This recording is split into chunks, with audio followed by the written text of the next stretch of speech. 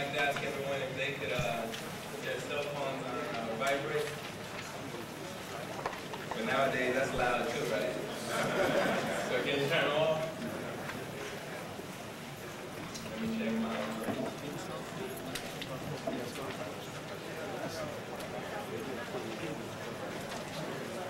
You know, it's a great pleasure to see everyone out because I like to say this about how this whole thing started. Believe it or not, this whole tour started on a dare from an owner of a local newspaper who said black folks won't come out to hear anything about their health. If you look around, I think that I won the bet, right? All right. Not here either when we play my prize. I'm sure the spies amongst them don't give us a handicap. But it is a great pleasure to be here with you all today. And more importantly than who I am, I'd like to talk about, the significance of what this event is about. As you all saw the flyers, it says prescription for death. Can you trust your medicine? Now I know this is that intelligent crowd, so I can just ask that question and we can end the program, right? So can you trust your medicine? No. Okay, good night everybody. Have a nice night. We'll see you next year. So this is the wrong crowd. We need the crowd who believes they can trust their medicine. But truth be told, this is more of a town hall meeting than a seminar, because it's about time that we talk. And I just want to ask the question, is it me or is it just Black History Month, just another month? Because, and it's no disrespect, I know we have to memorialize our heroes and so on and so on, no disrespect. But I do think that it's time that we start talking a little frank with one another about what's really happening right now. Yes. And I was just thinking last night over this event. I like to kind of feel the vibe about what's about to take place. And one thing I kept feeling in my soul was that, we as a people, we're always late, always late. On everything.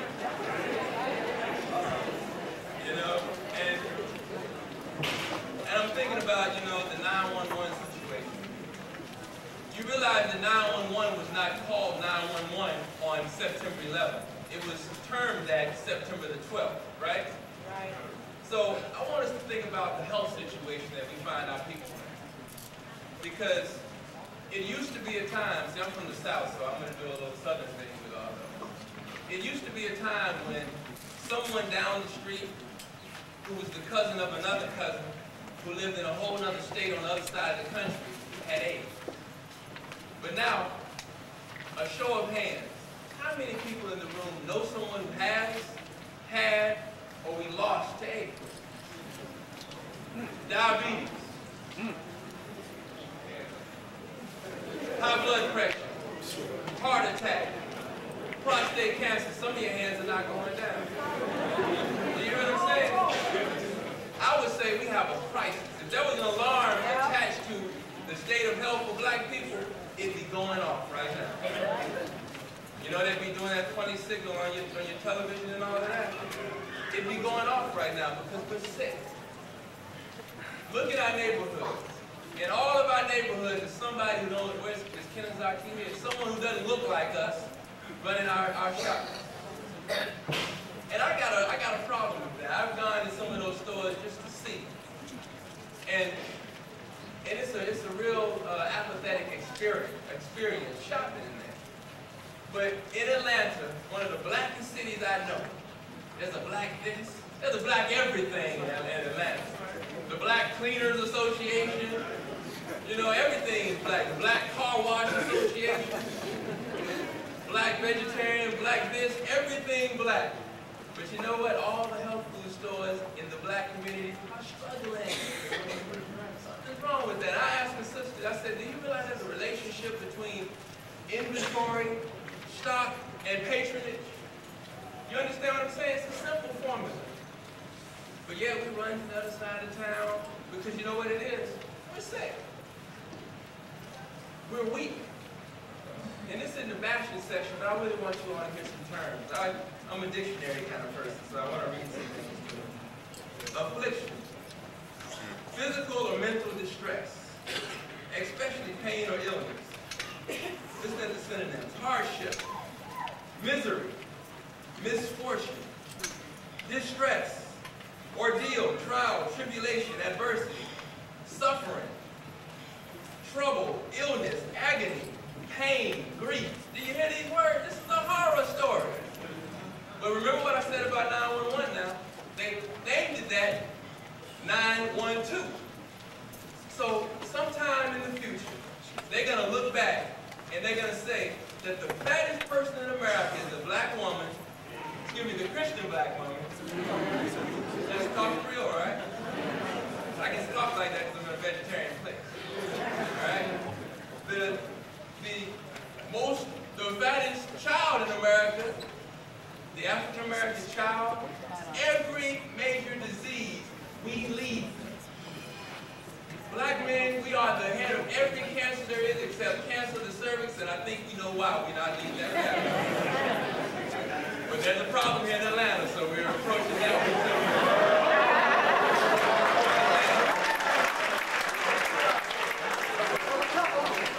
We're high on the heels with that one too. But that's another lecture another time. But do y'all hear what I'm saying? We got a problem. And it's a very serious situation. So that's why we're here. That's why we're here, because we really need to rethink our situation. In every part of this country, throughout this year, there's going to be people gathering in expensive hotels, renting cars, sitting down. I remember one time Queen was speaking, and I won't name the city. And she was in there teaching, and they took a break for lunch, and they brought out ham and cheese sandwiches. And I said, what is wrong with this picture? Queen Afua, sacred woman, heal thyself. We're sick. That's how she became Queen Afua, because she just kept on teaching, like there was tofu and something else on her table.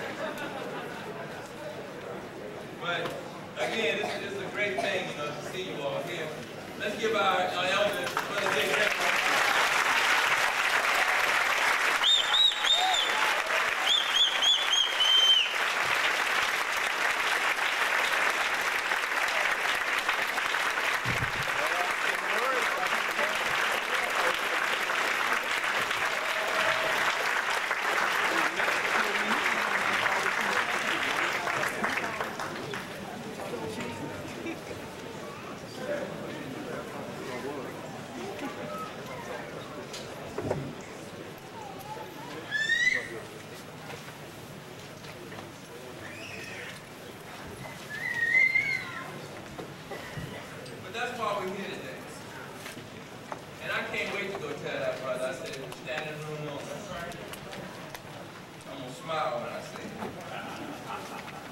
Because I know that we've arrived at a place of maturity where we can talk straight up now.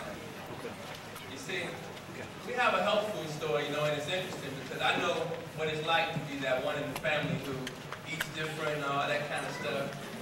When you come to the family reunion, everybody pick at you about your tofu sandwich and all that, and the funny stuff that you eat and all that. And, you never get a break, And the other part of it is, I just want to make this whole vegetarian thing, this whole health thing, take the spook out of it. There's a certain kind of people called the peace and blessings people. And I know you know these people. Every time you meet them, it's peace, my brother, blessing, earth, wind, and fire.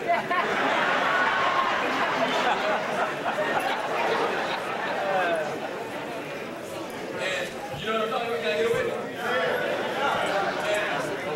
I'm part owner of a health food store, and I learned something from this. These people are ungovernable. They're always late. And when they come, they say the vibe wasn't right to get up that morning, and something about the moon and all that. And y'all stop that, all right? Because y'all make it bad to just eat broccoli or something. Because it makes people who eat other things nervous, thinking that they got to change their hairstyle and the way they dress and their name. But all know that being a vegan or vegetarian is an intelligent choice. Y'all be on time next time for work and get all that vibe, and you know what I'm saying? So that we can put another image out. All right? Can we do that? So, what we came together to talk about is the prescription for death, because through the research, we found that the average African American has over 29 prescription drugs in their medicine cabinet. That's a doggone shame. That's including aspirin and so on and so on.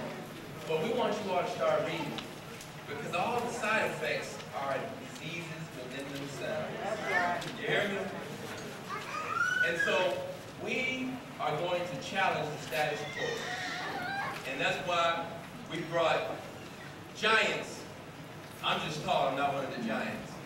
We brought giants here today to give the type of information that you all need to begin to move forward. Because within this audience, you have to raise your hand, a lot of us are on prescription drugs. But we're going to get free tonight. It's Sunday, but we ain't going to do the church thing, we're just going to get free. All right? So, we're going to move right on and into a special portion of our program and began to recognize some of these individuals in our midst. It brings me a great pleasure, because when we look at the state of hip-hop today, you know, I know all of us, it pains us. I seen a brother, once again, I'm always seeing these things. A brother, his pants were sagging, right? And he literally walked. I have to step over here to show you. And he walked like this. And I'm trying to figure out what's going on. This person ain't a weevil or something. But, and I looked at it and I said, see, this is why they look at us like this. Because the reality is, something is relative to that mentality to look like that, to dress like that. So all I'm simply saying is that when you begin to see figures within the hip-hop arena to step up to the task, because it's a controversial position to say be healthy. You hear what I'm saying? It's a controversial position to say be healthy. And it brings me a great honor because, you know, there's a relative mindset and personality that goes along with our dear brother that's with us today. Because I've moved around some of the brothers and sisters within the hip-hop arena, and a lot of the brothers and sisters are unapproachable. You know, few snapshots, you know, you can't get next to them, but I happened to run into our brother in the parking lot of Soul Vegetarian. And what's interesting about it, I was like, I need to get to this brother, I need to get to this brother. And I run into him in the parking lot of Soul Vegetarian. At first he had his New York on when I first came and asked him, you know, brother, can I talk to you? But then when he heard what I was talking about, he immediately warmed up and we talked.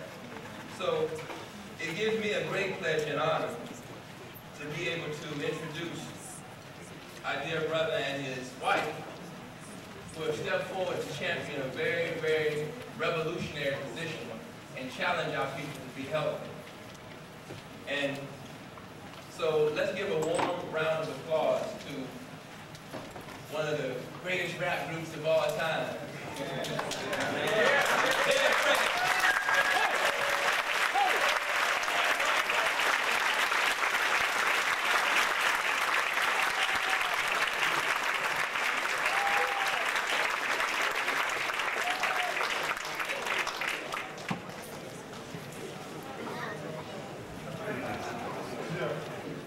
What's happening, everybody? I'm Stick-Man from Prez. I'm one half. My comrade M1 is circling around, getting ready to be a father. So he handles his business like that. But I'm happy to be here today, you know, because we have something real, you know, and that's taking responsibility for our own health and our well-being. We're working on a new album. It's going to be coming out later this summer. So that's what's up. I wanted to salute Sister Queen Afua, you know, all the work she put in the community, and my family and our families alike.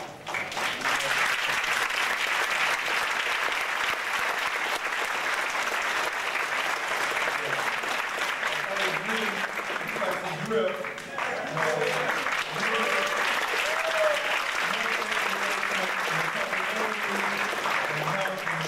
In the martial arts, security, man, you know, that's what's up. And the brother, did Gregory, you know, for, you know, countless, you know,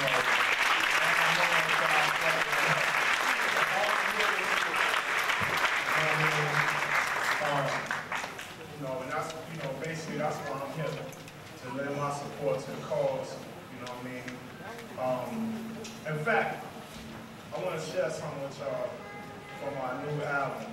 And I don't got no beat or nothing, but would that be all right? It's called Dr. Killer. Just last week, Miss Emma fell sick. Stomach pains, Alka-Seltzer can't fix. Ambulance came in 6 minutes after 6 minutes after 6. Journey to the emergency room, strapped to the gurney. Should have had an attorney for what came next. Just like a butcher, they cut through a flesh. White coats, white masks, white hands of death. Chop a little piece of this off, a little piece of this, and close the wound up with a raggedy stitch. Insurance card said she couldn't even rest in the bed, so they charged her arm and a leg and sent her home. Holding on to life with a piece of a codrome. Still feeling ill, she knew something was going wrong. She was home not even 6 days long, and what happens? Miss Emma tries to get out of her bed and collapses. Stomach still hurting due to her stitches bursting, leaking out waste in her bloodstream. What they did to her should have been a crime, because she went before her time, depending on Dr. Killer.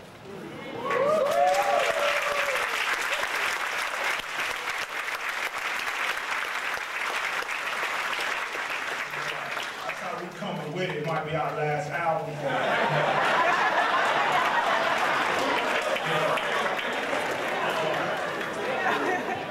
But I got the opportunity today, I'm here because I get to introduce somebody to y'all, man. Somebody that's been my comrade for 12 years plus. I mean, a real rider. You know, she's a certified holistic health counselor, a columnist for the San Francisco Bay Youth. So much. She's a vegan chef, baker, cooking class instructor, nutritionist for Erica Badu and her son for the Worldwide Underground Tour. You know, my friend, my comrade, my baby mama.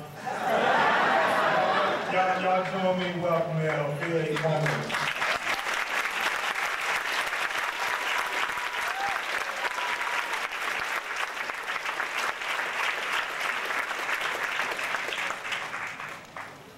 Thank you for that beautiful introduction. There's a sister passing around a small sheets of paper. Can you guys please take that? We're going to use that later on. Please don't put it away. This is my first opportunity to really be introduced to this community. We just moved down here about a month and a half ago from Brooklyn, New York, and I'm really enjoying Atlanta. Thank you for your warm greeting.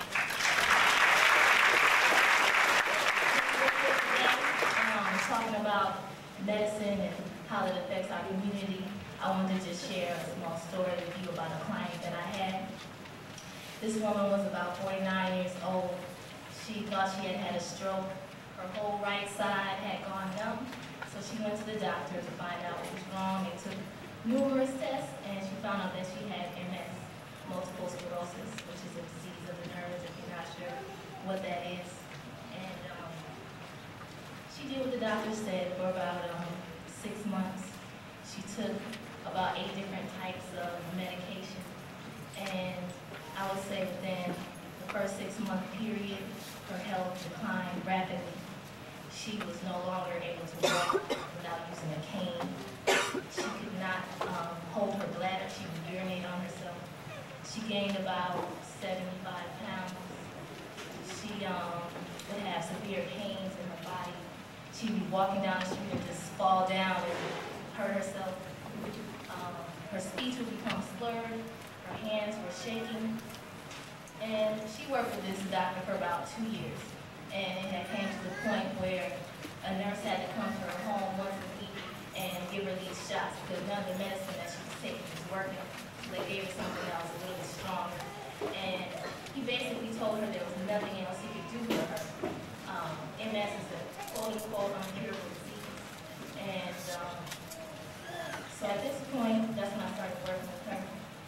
worked with the doctors for about 2 years. I put her on a live food fast for 2 weeks. I prescribed numerous herbs and supplements and vitamins. And within the first month of her changing her diet, her health improved 50%. Within the first 3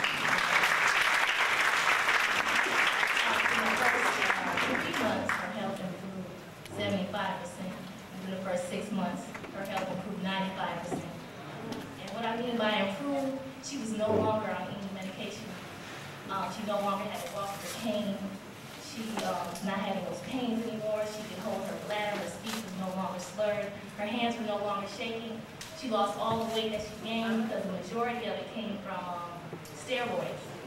A specific one is called prednisone, and they give that to you if you have asthma, cancer, MS, any type of inflammatory disease, which I never really understood, because we all know how steroids can really break down your immune system and actually make your body inflamed. So she lost all that weight. And working with her really solidified my belief in your body's ability to heal itself.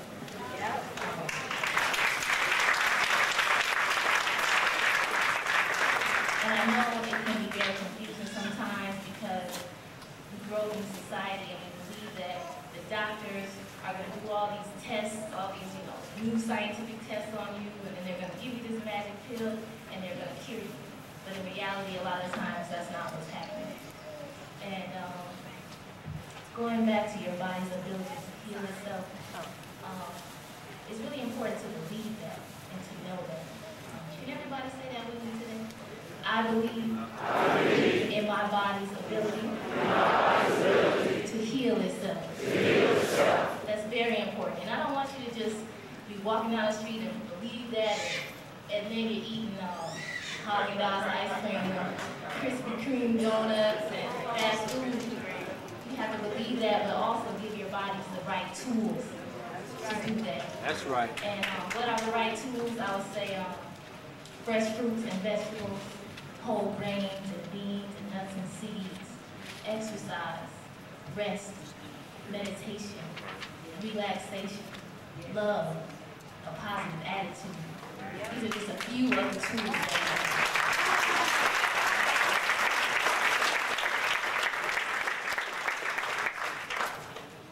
And today we're going to be getting a lot of important information.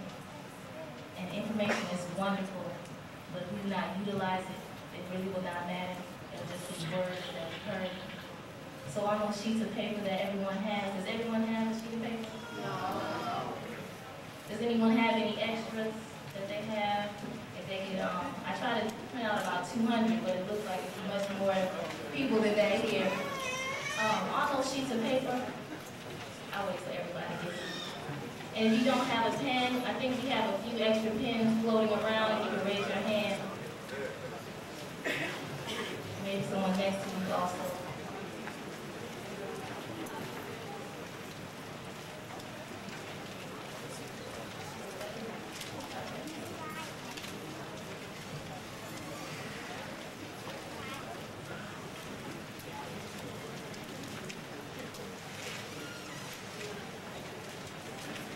Anyone else have any extras?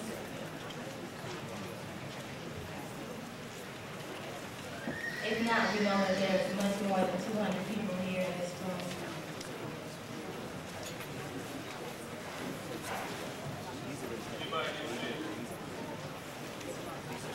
Okay, on that sheet of paper, I would like you to write down one thing that you are going to do when you leave here today to improve your health.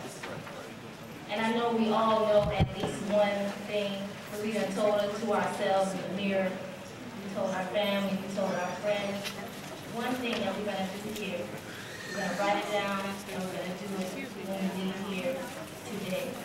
And if anyone is having any problems thinking about that one thing, I'll try to give you some help.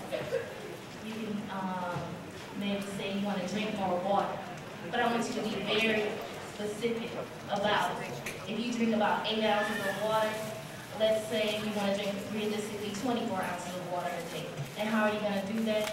Let's drink 8 ounces when you wake up in the morning, 8 ounces when you have your lunch lunch break, and another 8 ounces when you come home in the evening, and that's 24 ounces. And that's when you're really seeing how you can incorporate that into your life and do it on a daily basis. You can say, maybe you drink about 5 cups of coffee, and you want to decrease that because you know that that causes high blood pressure. So we want to decrease that to about 2 cups of coffee a day. And how would you do that? You want to think about when are the times that you really feel like you need that cup of coffee. Let's say in the morning when you wake up, or right when you get to work because you're about to kill somebody if you don't get it. That would be 1 cup.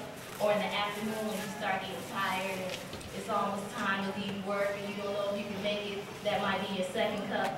But then what are the other 3 liquids that you're going to put into your body that day? I would choose water. That would be my first choice. Or an herbal tea with no caffeine, with honey and no sugar, or 100% juice. And does your workplace have that? Are you going to have to bring that to work? I want you to really be specific on what you're going to do. Has everyone wrote something down? Okay, I would like you to take those sheets of paper and put it in the air and repeat after me and say, I can do this. I can do this. I will do this. I will do this. I believe in my body's ability to heal itself. Thank you very much. I have a mailing list going around so I can keep everybody abreast of what I'll be doing in the city. And I'm also working on a cooking video that will be coming out in August of this year, so please be looking out for that.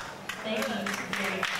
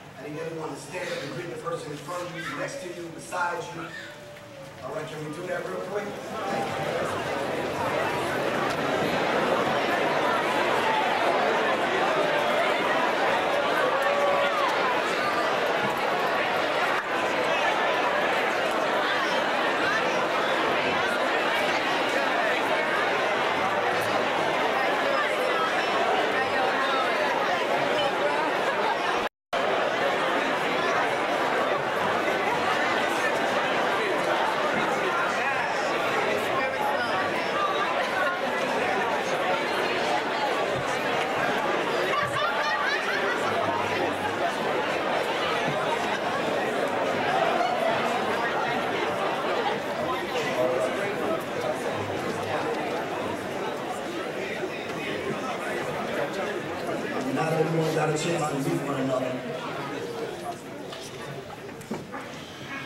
I want to thank Soul Vegetarian and Brother Miller. Give him a round of applause.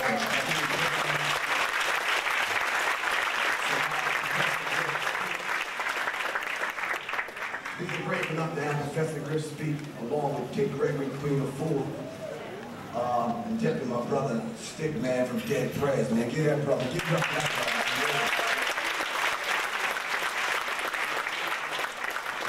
He's got a testament to let y'all know that this is bigger than hip hop. Y'all follow me? Yes. But it's a whole lot larger than hip hop. There's a lot of rappers out there trying to define hip hop and say hip hop is our culture. That's not correct. Hip hop is a subculture that comes from our culture. Hip hop is not our culture. Hip hop is brand new, what, 25 years old? You see before hip hop, right or wrong? Okay. But Prez let us know that it's bigger than hip hop. All right? A few announcements I need to make before I get started. There was a sister, I don't want to put her on the spot, but I definitely need her to stand up. I call her the Black Harriet Tubman, 2005 in the new millennium, who's helping all of us get out of the master's house. Deborah Anderson, would you please stand up?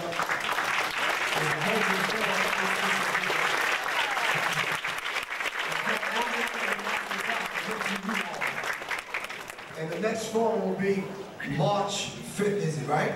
Yes. At the Georgia International Convention Center. It's moving out of the master's house. Alright, we just moving the hell out. We're taking it. Everything that belongs here, we're moving out of this house. Alright? Take this number down and call this number real quick.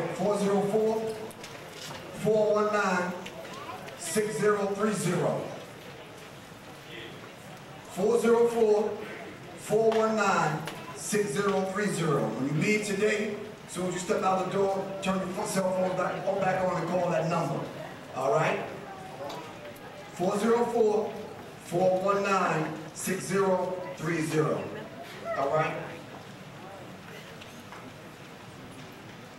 Last but not least, today's the date 2005. Honorable Minister Louis Farrakhan live by satellite and webcast.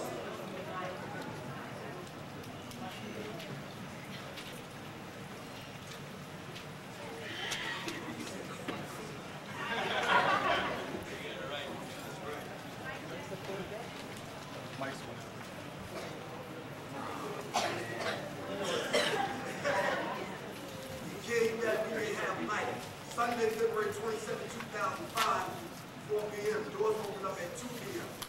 Two tickets location, Muhammad Mosque number 15, that's 3642 Carrollton Road, Atlanta, Georgia. The phone number is 404-344-9399, or you see this brother right here, stand up, bro. Punch you in the house and get you to stop. Give a round of applause. The phone number is 404-344-9399. Look at that student. I mean, I'm trying to wind down. I just need to show her last night you didn't know something about it. Talk into the mic. The microphone.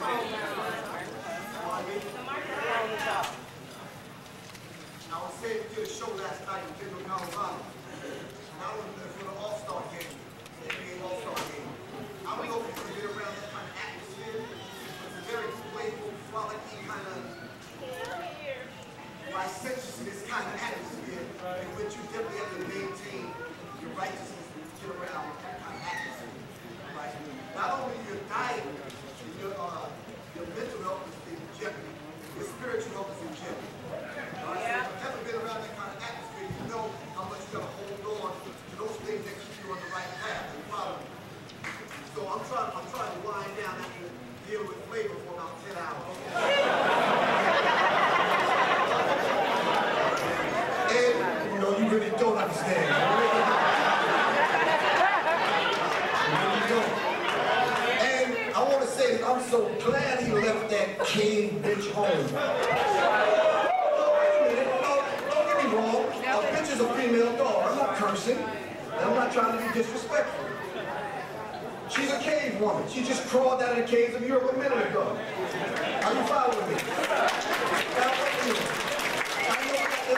I'm not trying to be disrespectful. All right?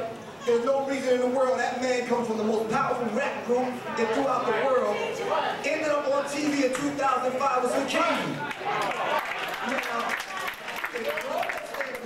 so I got to. Are you following me? I'm not with that program. I came to state my position today. I'm not with that program. Some brother told me, well, any press is good press. No, it's not. No, the hell it's not. Now you standing up before the world parading this cracker around in front of our beautiful sisters. I don't need no damn applause. I know what I'm saying is the truth. Well, you can clap if you want to. That's cool with you. Go ahead, Griff. I know, listen, I'm not trying to be disrespectful. My daughter's in the audience. I wouldn't do that. I'm just saying it's very disrespectful when there's a spit and slap in your face for this man to be doing this. So what we did the other day, we had the people from VH1 cancel out one of the episodes because his baby's mother showed up with the children at the church when he was about to marry a cracker.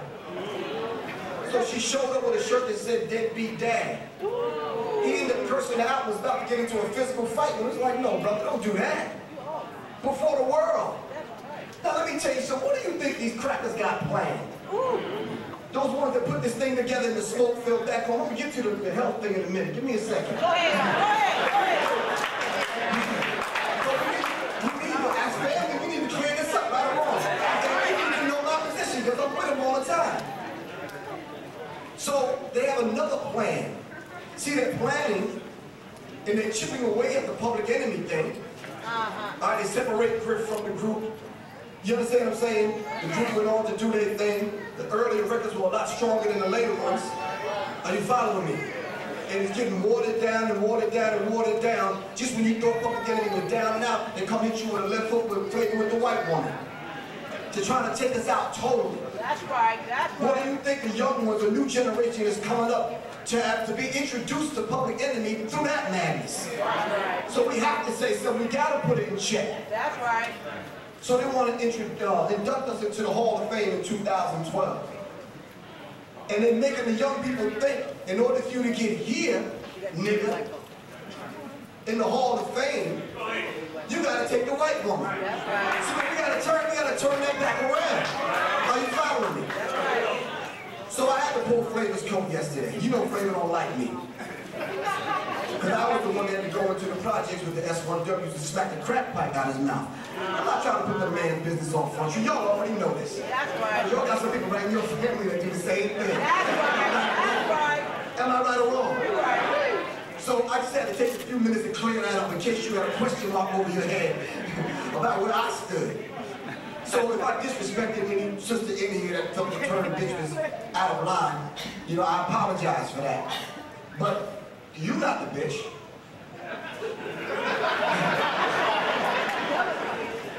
But you're not. It was her that drunk out of the skull, the dead skulls. It was her that made it with the German Shepherd in the cave. And she still do it today. Am I right or wrong? Go ahead, teach him. Elijah Muhammad teaches us that this is the origin of all sex, the white woman in the cave. That's right. Walking on all fours. We're not going to get into it. Let's get into the health. That's another subject for another time. I want to say this. Brothers, leave the crack alone. Seriously. You talking about getting diseases. She's a walking disease, man. For real. But anyway, I'm supposed to talk about it.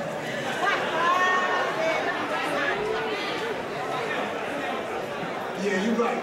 The Gregory said, this is helping.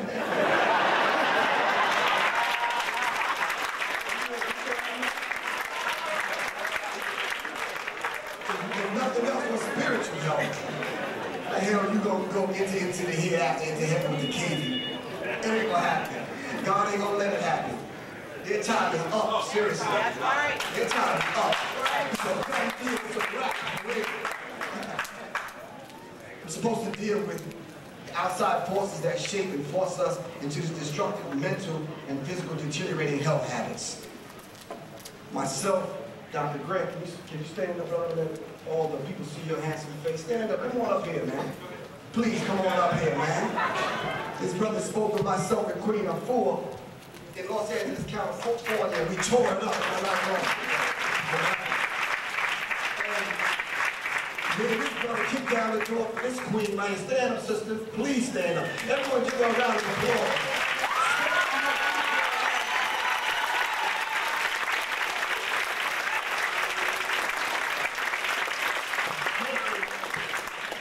Hopefully we'll get a chance to hear this brother speak some other time. Give him a round of applause, y'all. Yeah, we're trying to be humble and modest. But anyway, we need to deal with the USDA, the FDA, a couple of them other initials and capital letters they don't put together that we know nothing about. We need to deal with the different kind of poisons that are out there that are poisoning our system on a daily basis. And this drug that they call food that fills the supermarkets. We need to talk about who are the organizations that work together on all different kinds of levels that work on the destruction of not only people in general, but black people in particular, in places where we live. We need to ask the question, who sets the political or the public daily diet in the public school system that we send our children to? All right? If you're not sending them to school with a lunch, you ever try to figure out in your mind what are they eating? We need to pull the cover off them today. Dr. Tim Morrow from the University of Common Sense in California. I was watching a lecture one day, and he says that everyone that has a driver's license that signed the back of the driver's license as your official donor card. He says people are getting into car accidents and they're pronouncing them dead right there on the scene. They try to contact the family. By the time the autopsy is done, they're taking organs because you signed your donor card. What does the DMV have to do with the pharmaceutical companies and the people that own food at home? Are you following me? Now you see, that was about a 1.5 on the applause meeting, but you ever thought about that? How many people sign their donor cards in the back of their driver's license? Look it up. You ever figure what time period they're going to start taking your organs? Kevin might take them right here on the spot. So by the time your family see you, your lungs are gone, your kidneys gone, liver gone. Am I right or wrong? They charge you big money for them more. That's right. That's free from you. We need to ask this question. Tim Morrow also said that your ignorance will never keep you, your ignorance will never make you well, it will always keep you sick.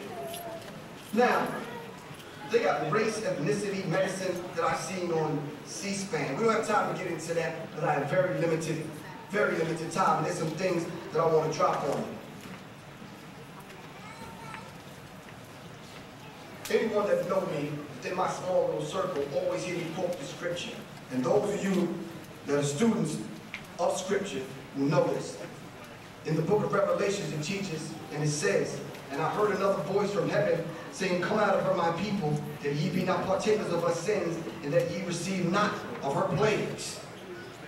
Elijah Muhammad's been teaching this for a long time, teaching us to come out of America. That's right. Come out of her mind. Come out of her culture. That's right. Come out of her freakish way of life. That's right. Come out of her religion. Am I right or wrong? That's right. And during the holidays, when we get together with the family, we want to be festive. But we go right back to eating the food that they threw out of the back door of the slavery plantation. Am I right or wrong? That's right. That's right. In most cases, when we were brought from Africa to America and we refused their food, we would rather jump overboard. But when they caught us before we jumped overboard, they would tie us down and knock our front teeth out and feed us this food. Are you following me? But you readily accept it today. Am I right or wrong? This is food we shouldn't even be eating. That's right. What they did was, on the slave ship, they used to get gigantic big barrels of food. And whatever parts and pieces of whatever dead animals or whatever they can find, they throw it in the pot. Well, this is the same thing you do today, eating at Murder King and McDonald's and Krispy Kreme and Kentucky Fried Chicken and California Fried Chicken and Fat Burger and all these other places you eat at. Am I right or wrong? You're right. So if we're coming out of her because her sins have reached the heavens, and the heavens are answering back, about to destroy America. But you caught up in America's way of life. You caught up in drinking America's beer, or wine, getting intoxicated every other weekend, right or wrong. We need to come out of America, and the scripture is saying this. A meal crock of brothers that tell no lies and claim no easy victories. We need to stop lying to our children about these holidays, setting them up and getting them prepared to accept the feast. See, I know some lovers are in the audience and you just celebrated St. Valentine's Day. Eating chocolate candy and all this other nonsense. Nobody in this audience, right or wrong. Because you know he was a homosexual, right or wrong. And you know it ate the hearts of the women lovers. Did you know that? Did you know that? Well, you need to study up on who St. Valentine is before you start giving away hearts and flowers and candy. So with every holiday that rolls around, you get fatter and fatter because you're celebrating the holidays. All right? Are you following me? So come out of her. Genesis 1:29 reads, and God said, behold, I have given you every herb-bearing seed which is upon the face of the earth, and every tree in which are fruits. For you it shall be meat. Are you following me? This is your meat, fruits, nuts, or whatever, but the meat, you gotta let it go. Alright? We're gonna read into some of the things that the meat causes today. In Health Magazine, it says 1 to 2 billion people on weight loss programs. That's 1 to 2 billion people in America. It says 35,000 books are written on weight loss programs. 130 million people are obese. It says 60,000 people die every year from some form of obesity. 70 million people right now are presently on some kind of diet. Probably 85% of this audience right now is on some kind of diet. Always talking about when you're going to get around to it. Am I right or wrong? There's a disease out there that I learned recently. Iatrogenics. Who know what that disease is? What is that disease? Diseases caused by doctors. That's when you get to the hospital, you get the damn disease. You ever notice why a lot of us die in the damn hospital? We go to the hospital to get well, you end up dying in the hospital. Anyway, it's iatrogenics. Study up on that. Put it in Google, some kind of search engine, and see what you come up with. Hold on 1 second, let me digress for a second. I see a lot of women standing up. Brothers, can you let the women, I see a pregnant woman standing up back. Can you let the sister sit down or something, please? The sister back there with a baby, and can let the sister sit down, brothers? Thank you, we appreciate that. Let me finish now, I only got a few more minutes. I've learned from Dick Gregory that we have a white, male, European diet. Are you following me? When did your slave master's children ever teach you the diet that you should have as black African people? We have a white, male, European diet. Let's look at your food chart. Your 3 meals a day. What do they consist of?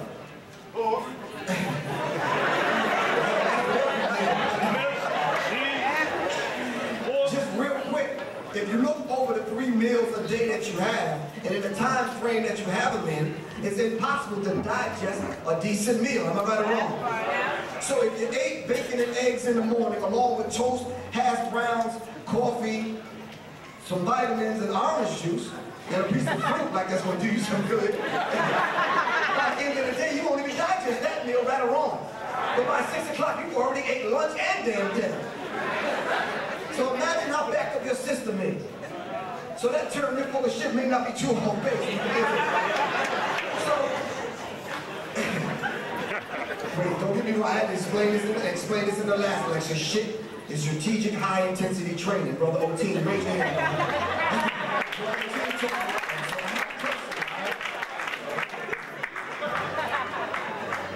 Brother slipped me a notice in 3 minutes, so let me do this in 2 minutes. I got some reference material I definitely need for you to write down. Drugs masquerading as foods, deliciously killing Americans, Africans, and all people. How many people have seen this book? Raise your hands a little bit high.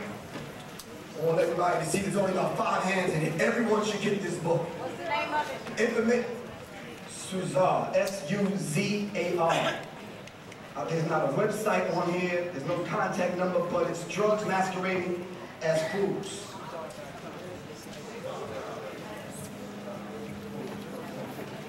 Everyone has seen this book, From the Browder Files by Anthony T. Browder. Or, pardon me? Suzar.com. Pardon me? Suzar.com. That's their website. Suzar. Brother, Suzar.com? www.suzar.com. Okay. From the Browder Files by Anthony T. Browder.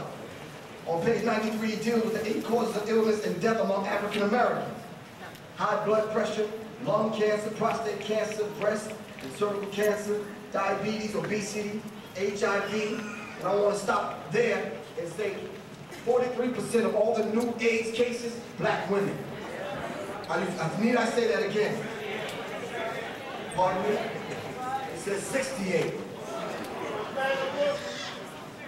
From the Browder Files by Anthony T. Browder. And Dick Gregory confirmed that he said it's 68%. From the Browder Files by Anthony T. Browder. I got about a minute to run through this. This is AIDS, not Africans in deep shit. It's animals in digestive system. America is dying slowly. How to avoid diseases nutritionally by Michael Joseph. All right, it's AIDS, AIDS. How to avoid disease nutritionally by Michael Joseph. And last but not least, How to Get Rid of the Poisons in Your Body by Gary and Stephen Null. This is only some of the material. Now, anyone in the audience today is ignorant, and Brother O'Teen teaches us ignorant is not a bad word. Ignorance means that you choose to ignore it, so you don't know. Are you following me? You're ignorant today with the internet, I feel sorry for you. You can get the information if you know where to look. There's an African proverb, each one teach 3. In America, we say each one teach 1. We need to get on our jobs because each one of us is responsible for the other person. Not only the husband for the wife and the wife for the husband for your family, your extended family. We just need to be a lot better listeners and put into practice some of the things that's being taught to us, especially here today with Dick Gregory, Queen Afua, stic-man from Dead Prez, and myself, Professor Drake. I want to say this as I leave. There's a saying that I go by, and it goes like this: I am because we are, therefore I am. I'm going to say it once again. I am, therefore we are. Excuse me 1 second. Stand up for a second. This brother got an energy about him that won't quit. This brother went to LA and disarmed the whole damn audience. He made everybody, everyone in the audience, calm down to the degree where a lot of times, you know how you got to tell jokes to get the audience to digest the truth? You know, a lot of times when you step in the midst of the family reunion of your family, and a lot of them just won't accept the truth, some of the family is in the audience right now, and a lot of times, hearing truth from someone in the family, you reject it. Sometimes you need to hear it from someone outside of the family. Are you following me? So y'all gotta excuse me because if I got 13 people in my family. I go to the family reunion, I gotta bring a staff, a sword, because we still hard-hearted and rebellious. Some of us have been on a diet for 20 years and we still fat, right or wrong? That's right. I'm not trying to come down on you, but it's about time we get it together, finally. Am I right or wrong? Don't wait until it's too late until you're on the operating table. Some of you got lumps in your breast, lumps in your butt and your back, and all kind of things going wrong. You eat 1 or 2 pieces of fruit, you think you're eating healthy. Well, Dick Gregory and Queen Afua gonna clear that up today. Thank you very much for having me.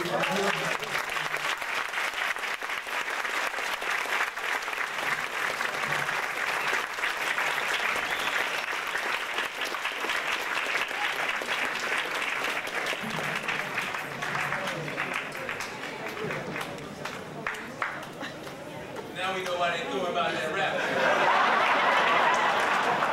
I was about to throw him out.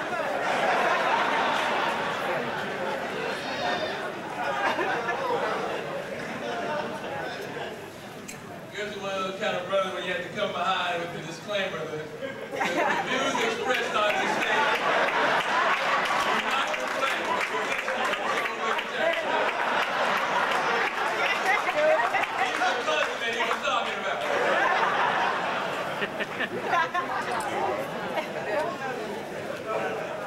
But that's our people. Public enemy number one.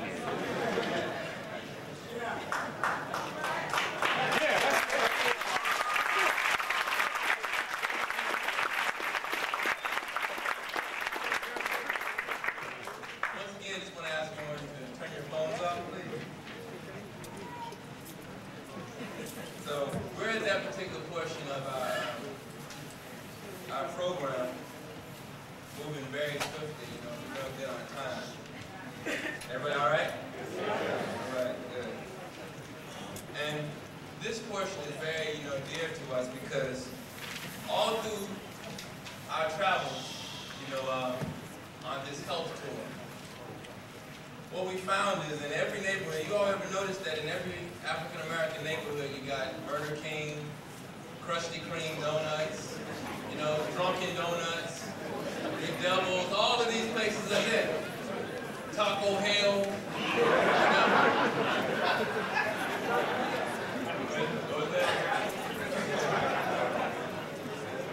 All of these places are in the neighborhood. In our neighborhood here, we got something literally called gut busters. Yeah. And people be going in there, I'm like, what? Stop.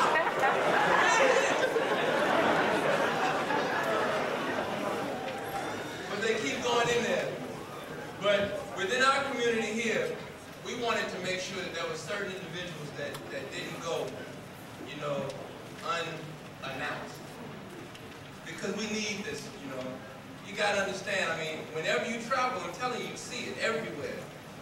And a lot of times I see a lot of the customers in Everlasting Life and so vegetarian, and we appreciate you. And many other individuals. So we wanted to take this particular time. I'm gonna ask my brothers here, Brother Jared Grant and Rodney Cohen, to help us, you know, recognize those healers, practitioners, you know, redemptive enterprise owners within our community. Redemptive simply meaning that those enterprises, the bottom line is not, you know, to make capital, but to cause our people to feel and understand an alternative way of life. So we wanted to recognize you all at this particular time. Good afternoon. I'm a classroom teacher, so I might ask for y'all to do a little call and response. You hear me? What's the name of this lecture? Prescription for Death. Look on your brochure. We Sick is also the name of this lecture. One key thing I want to do, we're talking about the prescription of death, but we also want to recognize something else. The prescription for life. So in that, our ancestors already really created a blueprint of how to live a healthy lifestyle. And we have to honor our ancestors in understanding the healthy lifestyle that we should lead. The name of the sponsoring company or organization for this is called God Mind Management. So what is the God Mind in and of itself? When you look at the seasons, they start with spring. What's the next thing? Summer. What's the next thing? What's the next thing? Okay, I told you I was classroom teacher, so I'm glad y'all answered those questions well. So one of the key things is that you're following literally who created the seasons. The Creator, literally. So you have to honor, literally, you have to honor life and you have to honor the processions of life. The seasons show you that. For example, in every facet of your life, we deal with the seasons. You're born, that's the spring, correct? The summer is the height of your life. The fall is what? The fall is you're starting to get a little older, okay? Then that winter time is what? Okay, death or, you know, you're just old. Other key thing is this. You made the season just meeting somebody. You meet somebody, hey, how you doing? The summer, start getting hot and tempting. The fall, I'm getting a little tired of you. And the winter, you break it off. But looking at it from a positive light. Spring, you meet somebody, hey, how you doing? Summer, it's getting a little hot and tempting. Fall, now you gotta go inside and really understand that person on a different level. And then the winter, you go even deeper so that you can renew yourselves and have a new spring. It's the same thing with health. Thank you. It's the same thing with health. And in health, we're trying to follow that same procession, those same seasons. And your body follows that. So right now, I want to recognize those health practitioners in our community that you may or may not know about. Because they've been healing people, but some of us only go one place not to get healed. And you may be going to hospitals, and it's not, sometimes you're not dealing with those cycles that your body goes with. Sometimes we're not really dealing with the health cycles that our bodies actually go through. So, without further ado, I'm going to ask them one by one to come up, and we're going to recognize them, and we're going to give them a standing ovation after bringing them all up, okay? Hold your applause, please. First, I'd like to bring up Dr. Afua Ando. This is an ethnobotanist. Studied in England.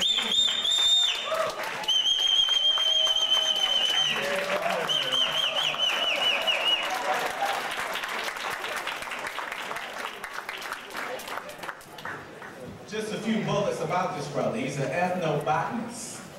He goes generations upon generations. His ancestors, his fathers, his grandfathers, and others beyond him were also the same. We only call them herbalists, but they're really the same thing. He has about 9 acres in College Park, where literally you go up, College Park, 22 acres, I'm sorry, thank you. And when you go through his compound, you're looking at every little plant, and next to every little plant, there's a little description on what type of plant that is. And that's some serious work that we're talking about here. When you go outside, you breathe in air, correct? You breathe out what? Okay, so what out there produces carbon dioxide itself? The trees, right? Or it brings it in. It produces what? Oxygen. Okay, so again, we're talking about cycles. This brother is a genius.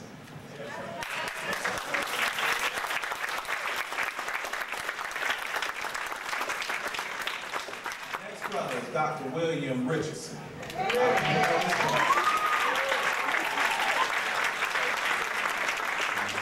doctor, also naturopathic healing and medicine, has a healthy following here in Atlanta. And if you don't know this brother, you need to get to know him soon.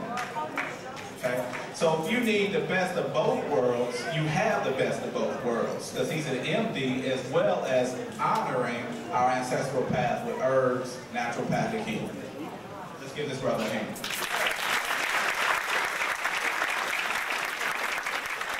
Next brother I'd like to bring up is Master Sifu Armstrong. Master Sifu Armstrong is over the Tai Chi Health Society. You need to know about this. This brother's been, all of his life has been dedicated literally to the practice of martial arts. But then he also went over to China for 10 years. He went to the Chinese for class. It started off with a full class and ended up with only him at the end of that 10 years. Okay?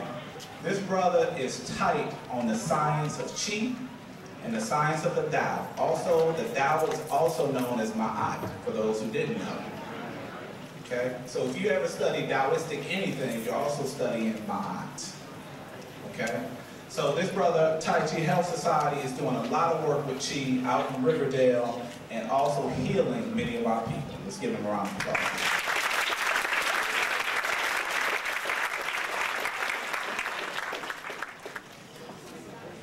Dr. Haba Song Aiba Sanyika. Let's give her a round of applause.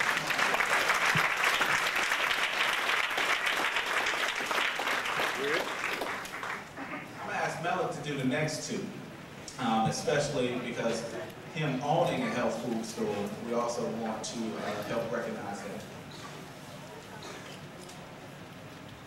This one is definitely a special honor for myself because, you know, in everything there's an originator. Hip-hop keeps coming up, there's an originator. But there's been a brother who's very humble, in my personal opinion, and he braved the waters when black people were definitely not thinking about eating right. And I know as long as I've been conscious, this brother has had a health food store before I even knew what tofu was. You know? This brother was holding it down with a health food store. So I'm going to ask that everybody, I'm going to break the rule for a second, ask that everybody give a standing ovation for a personal hero of mine, Brother Wanzu.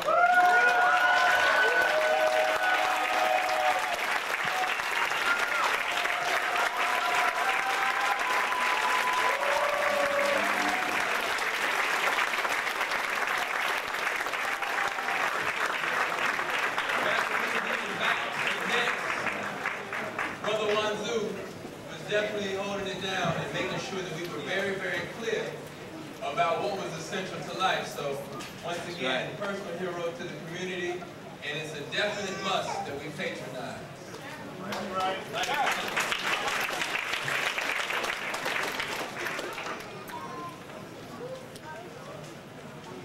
And of course, this is a very non-biased position also, but gotta put that out there.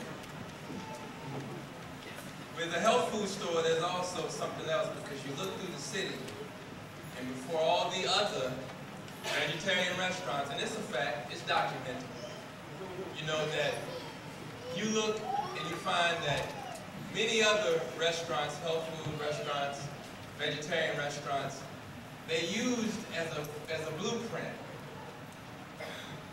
a prototype, and that prototype I'm very honored, you know, to lift up today because it happens to be my alma mater for vegetarianism.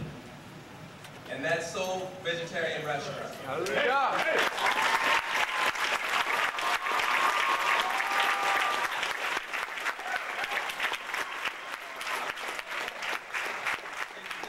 I can go on and on about Soul Vegetarian Restaurant. That's right. So I will. The largest chain of African-American owned vegan restaurants in the world. Country, in the world.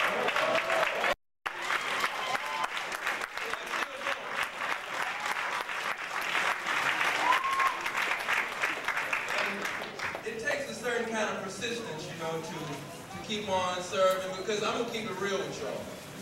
We'll go to some of the other places, and the food is this much on there.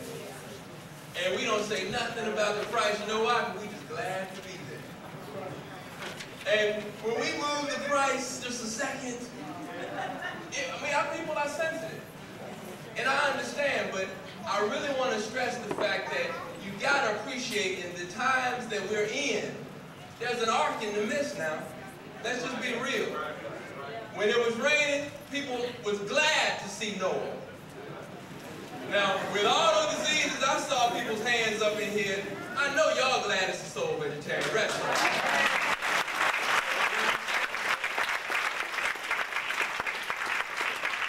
But because it's a dual responsibility, we're glad that you are who you are also. So, I wanted to say that, but there's some more that I'll let my brother say so that you don't accuse me of just being totally biased on the position. So, please, Brother Ryan. Yes. I just wanted to add the fact that the community here has been doing great work in terms of educating African Americans, not only in the Atlanta area, but also nationally, on the lifestyle and the culture of eating healthy as a way of life and not just a diet. Recently, there has been a study that was done, it was a little while ago. A team of doctors actually went over to Israel, where the Hebrew Israelite community began, as we well know, almost 40 years ago, exactly 38 years ago. And a group of doctors from Meharry Medical College, which is a historically black medical college in Nashville. And they took a team of doctors to study the community there. They had been there over 3 decades, and they did not find any cases of cancer, diabetes, or any other diseases that afflict our community here. And it was directly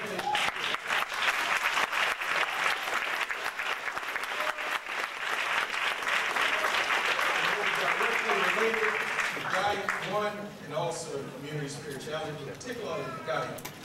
And I think that we need to understand that this is not a fad, this is not a passing fancy, but we have reached a point in our community where we know that the medications are not working.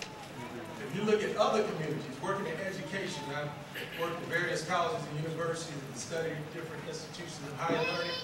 When you go in those communities, they say food for thought. And you see a variety of restaurants that are more healthy slant. Even if it's not vegetarian, you see more healthy foods being prepared. Baked foods, vegetables, juices. Even in the majority elementary, middle, and high school, you see more healthy alternatives being there. I was looking at Woodward Academy website here recently, and they have a menu for public viewing on there. And they have boca burgers. They have vegetarian alternatives, salad bars, juices. And then you go in our institution, I visited a couple of schools this week, M&M machine, Doritos, Funyuns. And what we're finding out, I read a recent study where we find out in more and more middle school age children, 11, 12, 10, and now catching diabetes in our community. You see, the reproductive process is starting at age 8 and 9. One of the middle schools I visited, it was an 8-year-old girl pregnant. And I was talking to a young man who was in the audience who's a middle school teacher, and he said every year they have anywhere from 10 to 14 young women pregnant in 7th grade. And then you see the hormones, the diets. So regardless of your religious affiliation, that's what's unique about this. And as you see, you have all representation. You know, we've gone beyond religious affiliation, denomination. We're moving to one people now. Because Malcolm said,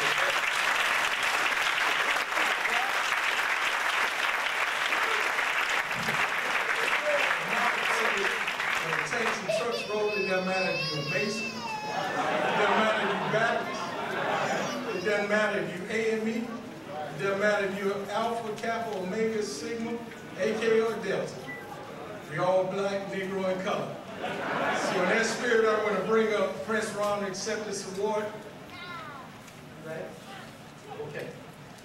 Brother Malik will accept the award.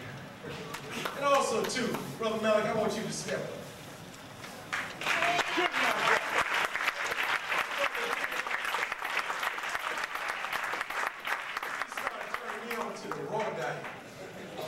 You know, I've been coming to Soul Bed since I was in college, off and on. Now more on and on. But this brother here is another modest brother. He has an outstanding restaurant across the street. Check that out and support this brother as an entrepreneur and as a health activist. I'm not by myself. That's right.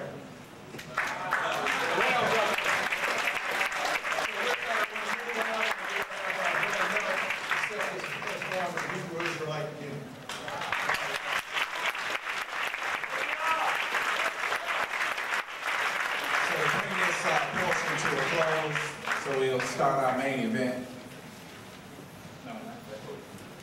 So we'll start our main event. The one thing that's a lot of time that is not done is just saying thank you. So everybody stand up and give this group of people a round of applause.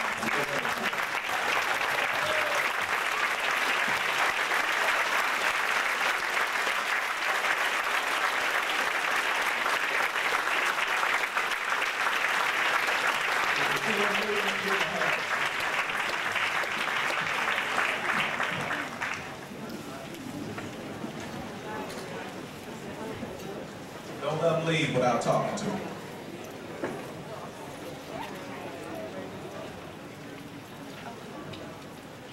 I want to ask everyone, let's stand up and stretch for a moment.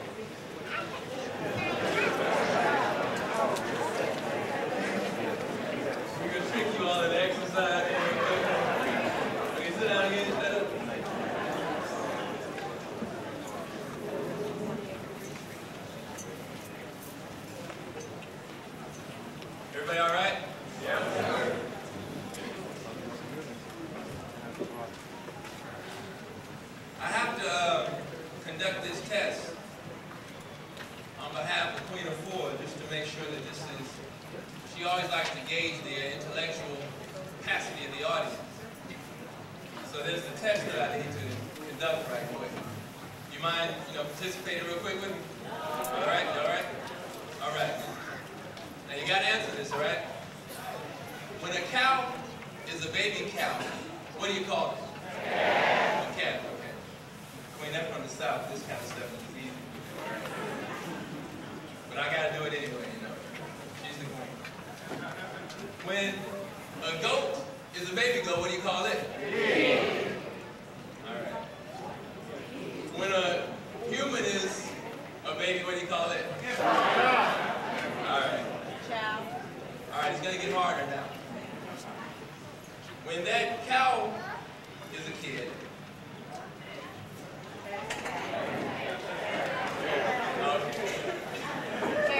quick audience. When a cow is a calf, what kind of milk does it drink? When the goat is a kid, what kind of milk does it drink? When you were a baby, what kind of milk? Cow milk. Snake milk, goat milk, rock milk, whatever kind of milk.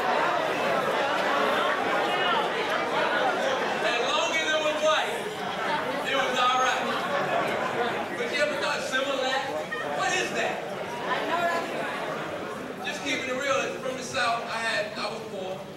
You remember that government cheese that was orange? You had to freeze your oven to like 1,000 to melt it. But we ate that. You see what I'm saying? But we never thought about it.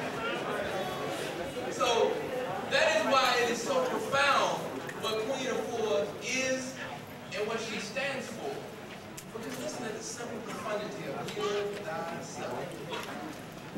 It's too profound, it's just when everybody says a book. This woman who wears white. But see, let me tell you why Queen is the queen for me. Can I see that book? There's a lot of women who say they're the queen of this, the queen of soul, and all hip-hop or whatever. But the reason why Queen Afua is queen to me is because, number one, she's 51, and she's fine. And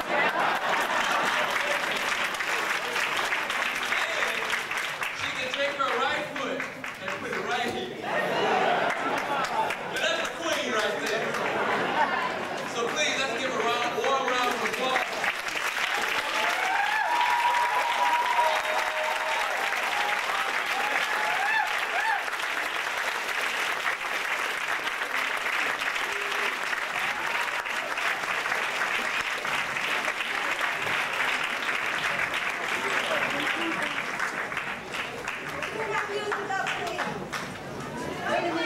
It's a party, it's a jam. We have different ways of healing. We got to use every bit of it. I want to thank you. This is a dedication to the original healers. The sacred woman, the African woman. Repeat with me. I am the woman. I am the woman who lightened the darkness. I have come to lighten the darkness. It is lightened. I am there. For those who weep, who hide their faces, who sunk down, and looked upon me then. I am a woman.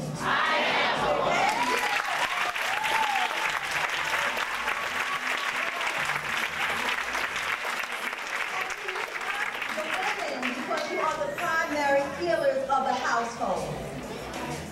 And you have to accept your position. So don't start complaining because you have a very powerful position. We have to first, in order to take care of our families, what do we have to do as women? Take care of ourselves. We have to heal thyself so that we are empowered enough to take care of our men properly, to take care of our children properly, to take care of our elders properly. So don't complain because it just gives you more muscle the more you have to serve. But in order to serve well, you must give yourself healing very well and daily, all the time, loving and healing yourself. So I'm giving you all the acknowledgement and as the women who held the families together. And this is a legacy day. And I started on this path searching at age 17 for healing, because I was a very sick young sister. I had chronic asthma. One more step away from the drug I was taking the most potent drugs for my asthma. The next step would have been a respirator by the time I reached 18. I had eczema from head to toe. I had arthritis in my bones and joints. I knew about pain early on. I had the female problems in the PMS and rolling into bed every single month wishing that I was 50 years old so it would be all done. So if I had enough, then I said there's got to be another way. And I was invited to go on a vegetarian retreat. And they said, well, on this retreat you're going to eat sprouts and tofu and greens and salads and fruits. And I said, well, where's my chicken? I just couldn't think of living without eating flesh. I've come a long way since then, than 33 years, and I'm drug-free.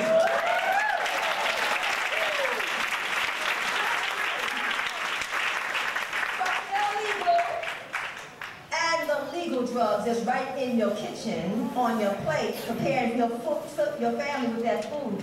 But the person that inspired me the greatest in my beginnings, well, I read his book on that mountain. And I left from that mountain a new woman. And I left with his book. It still vibrates in my soul. And the name of the book is Gregory, Cooking with Mother Nature. Yes.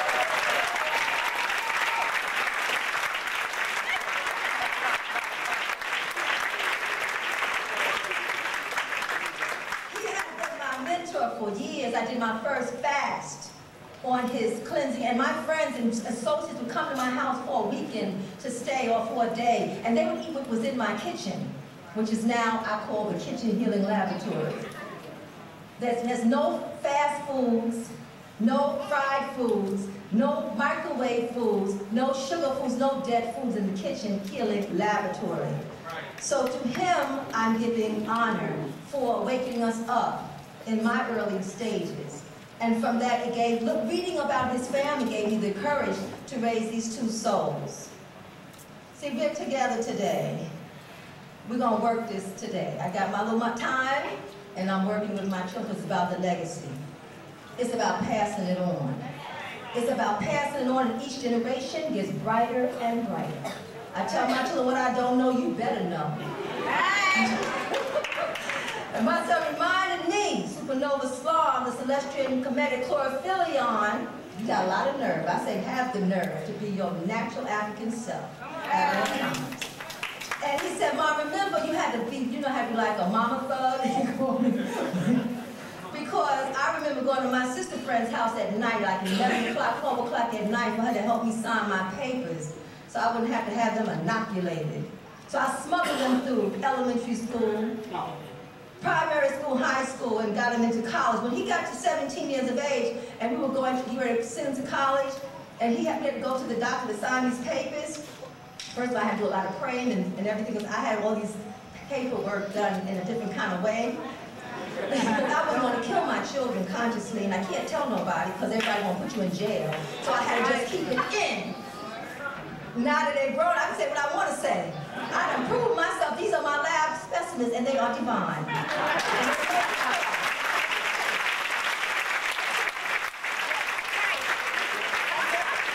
am not going to shoot my life force with the inoculation of pus from a cow and call that protecting their bodies. I'd rather take garlic and ginger and herbs and greens and let that be the inoculation for life.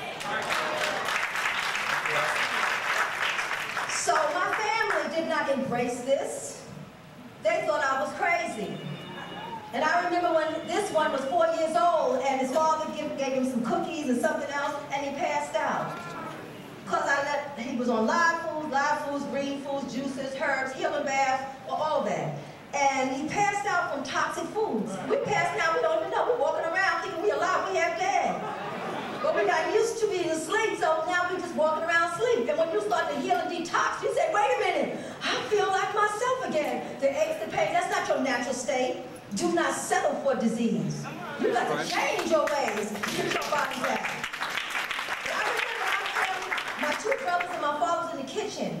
And he's held limp in my arms, and he's 4 years old. They scared him. They said, well, take him to the doctor. I said, I am. I'm going to take him to the doctor's son, take him to the Dr. Earth, Dr. Wind, Dr. Air. And I took him to my mother's backyard, and I cooked him for 20 minutes on the front of his body, cooked him on the other side 20 minutes on the back of his body, put some castor oil in him, put some greens in him, put a little garlic in him, prayed over his soul, and he was up and running. That's how I did my healing. So I said to the women, have courage. Have courage to take over your house. If your man is crazy, go in that kitchen lab and work your teeth. Give him some hots.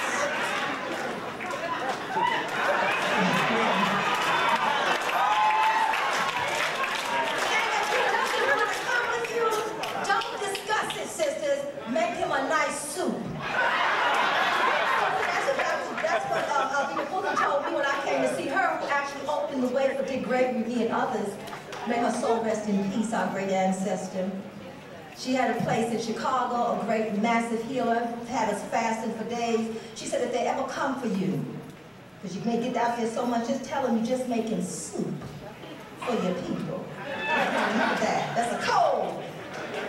You know, in ancient times, when we're here on this land, we had to use the quilt to let you know it's time we're going to go home, or we're going to get out of here and find another way. And you have to be able to read the signs. We got to be able to read the signs, but we're all clogged up. We settled into soul food, dead food, like if that's how we're supposed to be.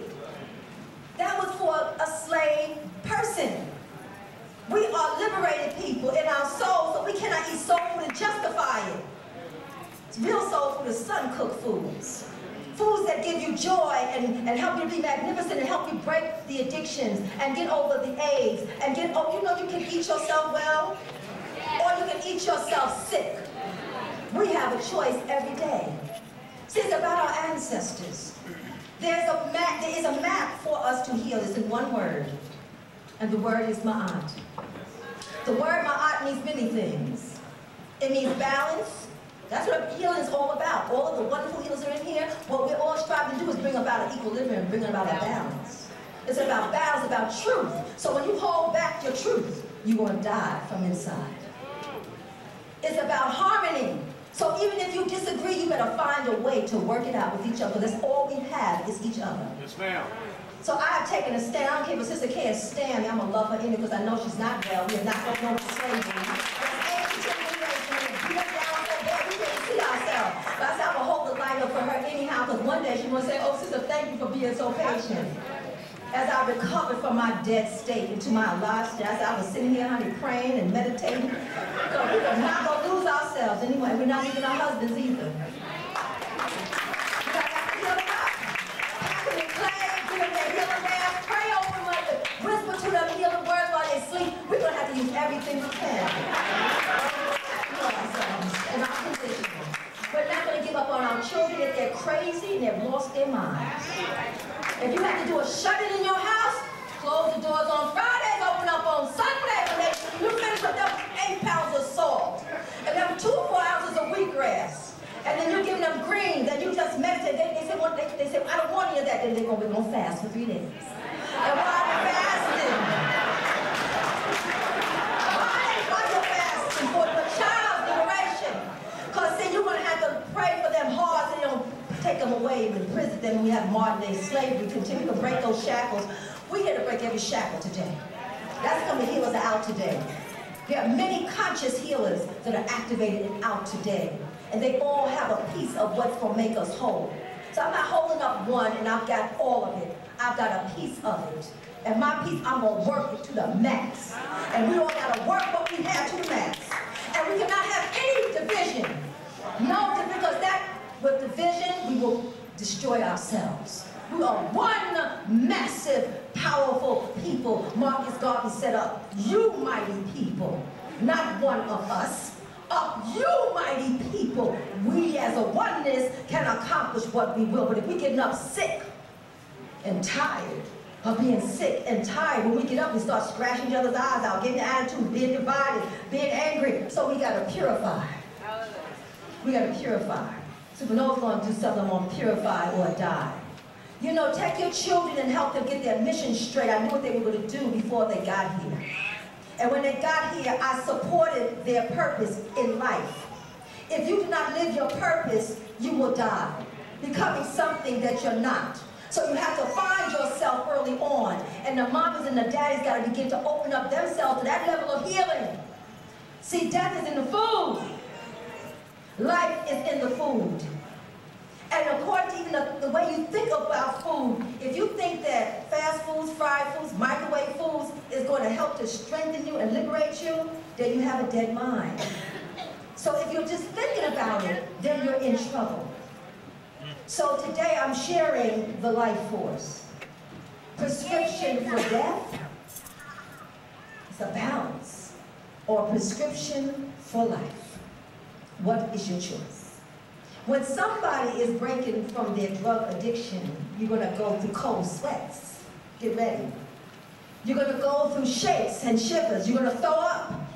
You're going to fight somebody. Some of us need to lock ourselves in the house for a few days and pray, meditate.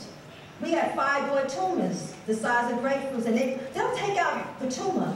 2 or 3 years later, it's growing back just as large. So it was never the tumor itself so much as your thinking and what you put in your body keeps creating the same situation over and over again. So the second or third time it grows again, they'll just say, sister, why don't you just, they won't say sister, they'll just say, why don't you just get a hysterectomy?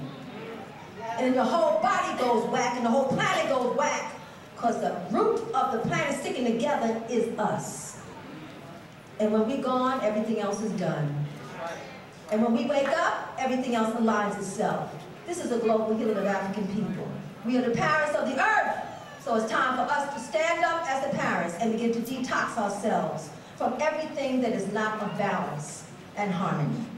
Whether it be toxic thoughts, toxic words, toxic people for a minute, you got to get with yourself first, and then you'll really help others come down the road. So I'm going to now bring forth 2 of my atomic bombs. One of them, he's a businessman. That's you know, aspects of yourself.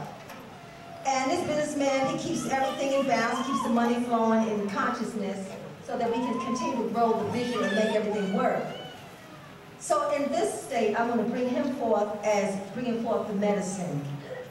We have choices of medicines, and I have created some. Now, everything that I have done in terms of the Heal Thyself book, the Sacred Woman's book, and the products was not my own doing.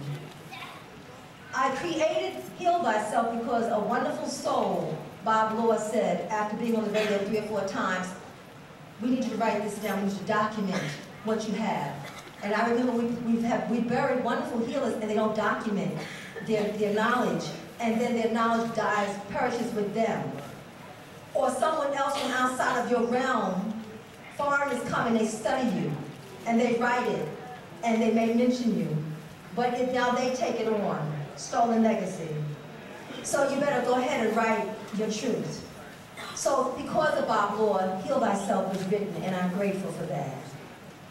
The other book, Sacred Woman, another brother said, you must write Sacred Woman. I was teaching it for 10 years, and I said, no, I cannot write. I'm not a writer. He said, but you have to write this. So the only way that I could write was to rise up at 4 in the morning. That's how I did all the writing, and I listened, and I received information, and it came through me, and it came through in these works. Then another brother came and told me, you have to create the formulas. I mean, the brothers kept coming. The sisters are supposed to use them. But the brothers come and tell me to bring them into form, into shape, and to bring them forth. And this is just to give you just a little idea of, you have a gift inside of you. Let that little seed grow and blossom, whatever it may be. So these gifts, I want to share with you the formulas. Ali, Amici, Terrain, you want to share with our community the formulas of transformation?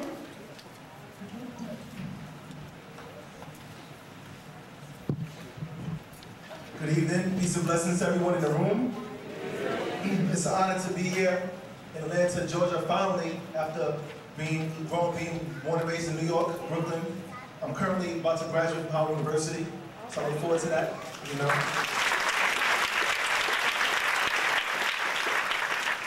Thank you.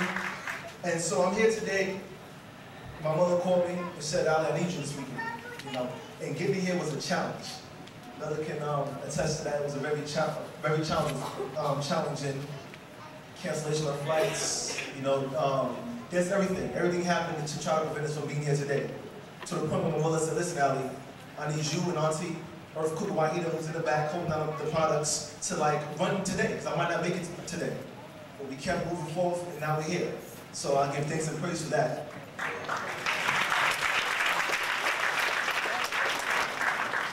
I'm clearly overwhelmed because the energy that I'm feeling right now is very intense. The fire that's coming on me right now from just the energy right in this room, it's very intense. And if a European was to come in here that was unconscious, and they see about 200, 250 black folks, they might say it's 2,000 of us in here. You know, that's how intense it is. That's how intense it is in here right now. I give thanks and praise for all the healers that's in this room today. You know, like, this is an honor to be here, to be blessed to see you all. This is definitely annoying me, so I definitely give thanks and praise for that. At this time, I'm going to go into the products and why we have products and what's the importance of these products. Like Pretty Food said earlier, the main reason why these products were created was because of a need of the community. And it was something where clients could ask, you know, we need something for our bones, we need something for the calcium, we need something. She kept sending them out to different health stores. And, you know, it's a queen, they keep coming and she'll send them out to the European health stores to get their products. But eventually, she created her first product, which was the clay. The clay was her first product. And the clay comes from the earth. And this clay, you use it if you have any aches and pains in the body, you put it over your body, just like our grandparents did, and our grandmothers did when, you know, when you was aching. You brush your teeth with this clay, put it in your scalp to take out the dandruff. You can even take it internally. No doubt. That's what the clay is for. We have it in the back on sale. From that point, she created the Rubber Spring. Like she said earlier, the Rubber Spring, she grew up with asthma, bronchitis, you know what I'm saying? Locked up lungs. And so that's how this product right here was created. This product is called the Rubber Spring, so it brings life into your system. And it's pretty much consists of pepper and eucalyptus. And so that's the need of why this product was created, followed by our Green Life formula. This formula deals with protein and calcium. A lot of times, when you speak to people, when you speak to family, they say, you're a vegetarian, how do you get your calcium, how do you get your protein? You get it from eating green foods, you get it from you know, eating your vegetables, you get it from all kind of fruits. And this form right here, it consists of spirulina, wheatgrass, calcium from husk, which will give you a calcium and protein. Okay? We also have the Master Herbal formula. This right here is good for people who's on, like my brother earlier said, from Public Enemy, crack, cocaine, sugar. This is the formula for that. For those who's on sugar crack, this is the formula for that. Okay? Like something else says. So, followed by our woman's life. Tumors and cysts, you know, PMS, you take this, and it will definitely soothe the womb. And you know, this is something that you can take on a regular, okay? We have our two formulas right here, which is our NMEs and laxatives. This is good for the colon. A lot of brothers in the room might have prostate cancer, or this might have blockage of colon. Okay, this is good for that. NMEs formulas are lubricated for the colon, and we have our laxatives. It's real sensitive. It's not gonna mess your stomach up and give you diarrhea, but it will definitely soothe a lot of the waste that's impacted in the colon. Okay? And basically we have, you know, the Heal Ourselves book, we got the Sick Woman book, and the cookbook. Why am I talking about this? The key point of why I'm going through this process is because we can't always look for, you know, outside of ourselves to find the answer. We have to look within ourselves. And what I mean by that is within our people. When you leave today, make sure you get products. There's some people back there selling some products, and they selling some cleansing products. Downstairs, they selling products for the mind, through the books. Through the things for the hair, those are products of the mind. And then we got those that consist of that. And so basically, that's what I'm speaking about the products, because we have to support each other. We have to take these products and help and cleanse ourselves. And even while you're in the kitchen, create your own products. You know what I'm saying? Create your own products and cleanse yourself and cleanse your body temple. Okay? And Supernova's gonna go into his product. But my cousin Phoenix, he created a product through laughter. Okay, a lot of times we want to know what our brothers are doing out in the streets. This brother, him and his brothers came together and produced a video on a positive, very powerful video on comedy. Okay, and through this you get laughter for the soul. You know, not just laughter, ha ha ha, but laughter which was real. You understand what I'm saying? So laughter is very good as you're getting your cleansing on and as you're enjoying life. This is something good for that. So we also sell those in the back. My man Phoenix right there, he can definitely go more detail about that later on. Okay. In closing, I'm not here to, you know, talk about and give a commercial about the products. I'm really basically here to let you know what we're doing, okay? And basically, stay connected. Before you leave, exchange numbers with each other. Get in contact with the healers that's here in this room. You know what I'm saying? Way in the back, ask me any question you want. Queen Afua is in town for one day, okay? Ask questions, just stay in contact. We have a website. You can know more about that in the back, okay? And definitely, y'all, we look forward to connecting with you again. I'm honored to be here. Thank you so much. Hotep, stay blessed.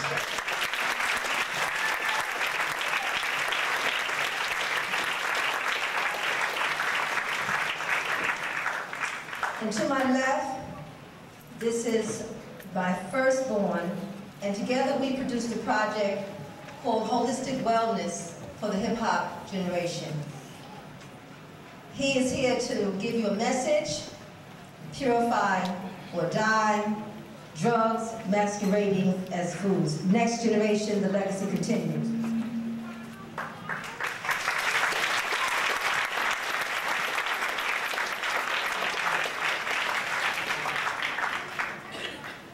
Shalom, Hotep, Bargani, Jarasafari. Come on, give me some more names.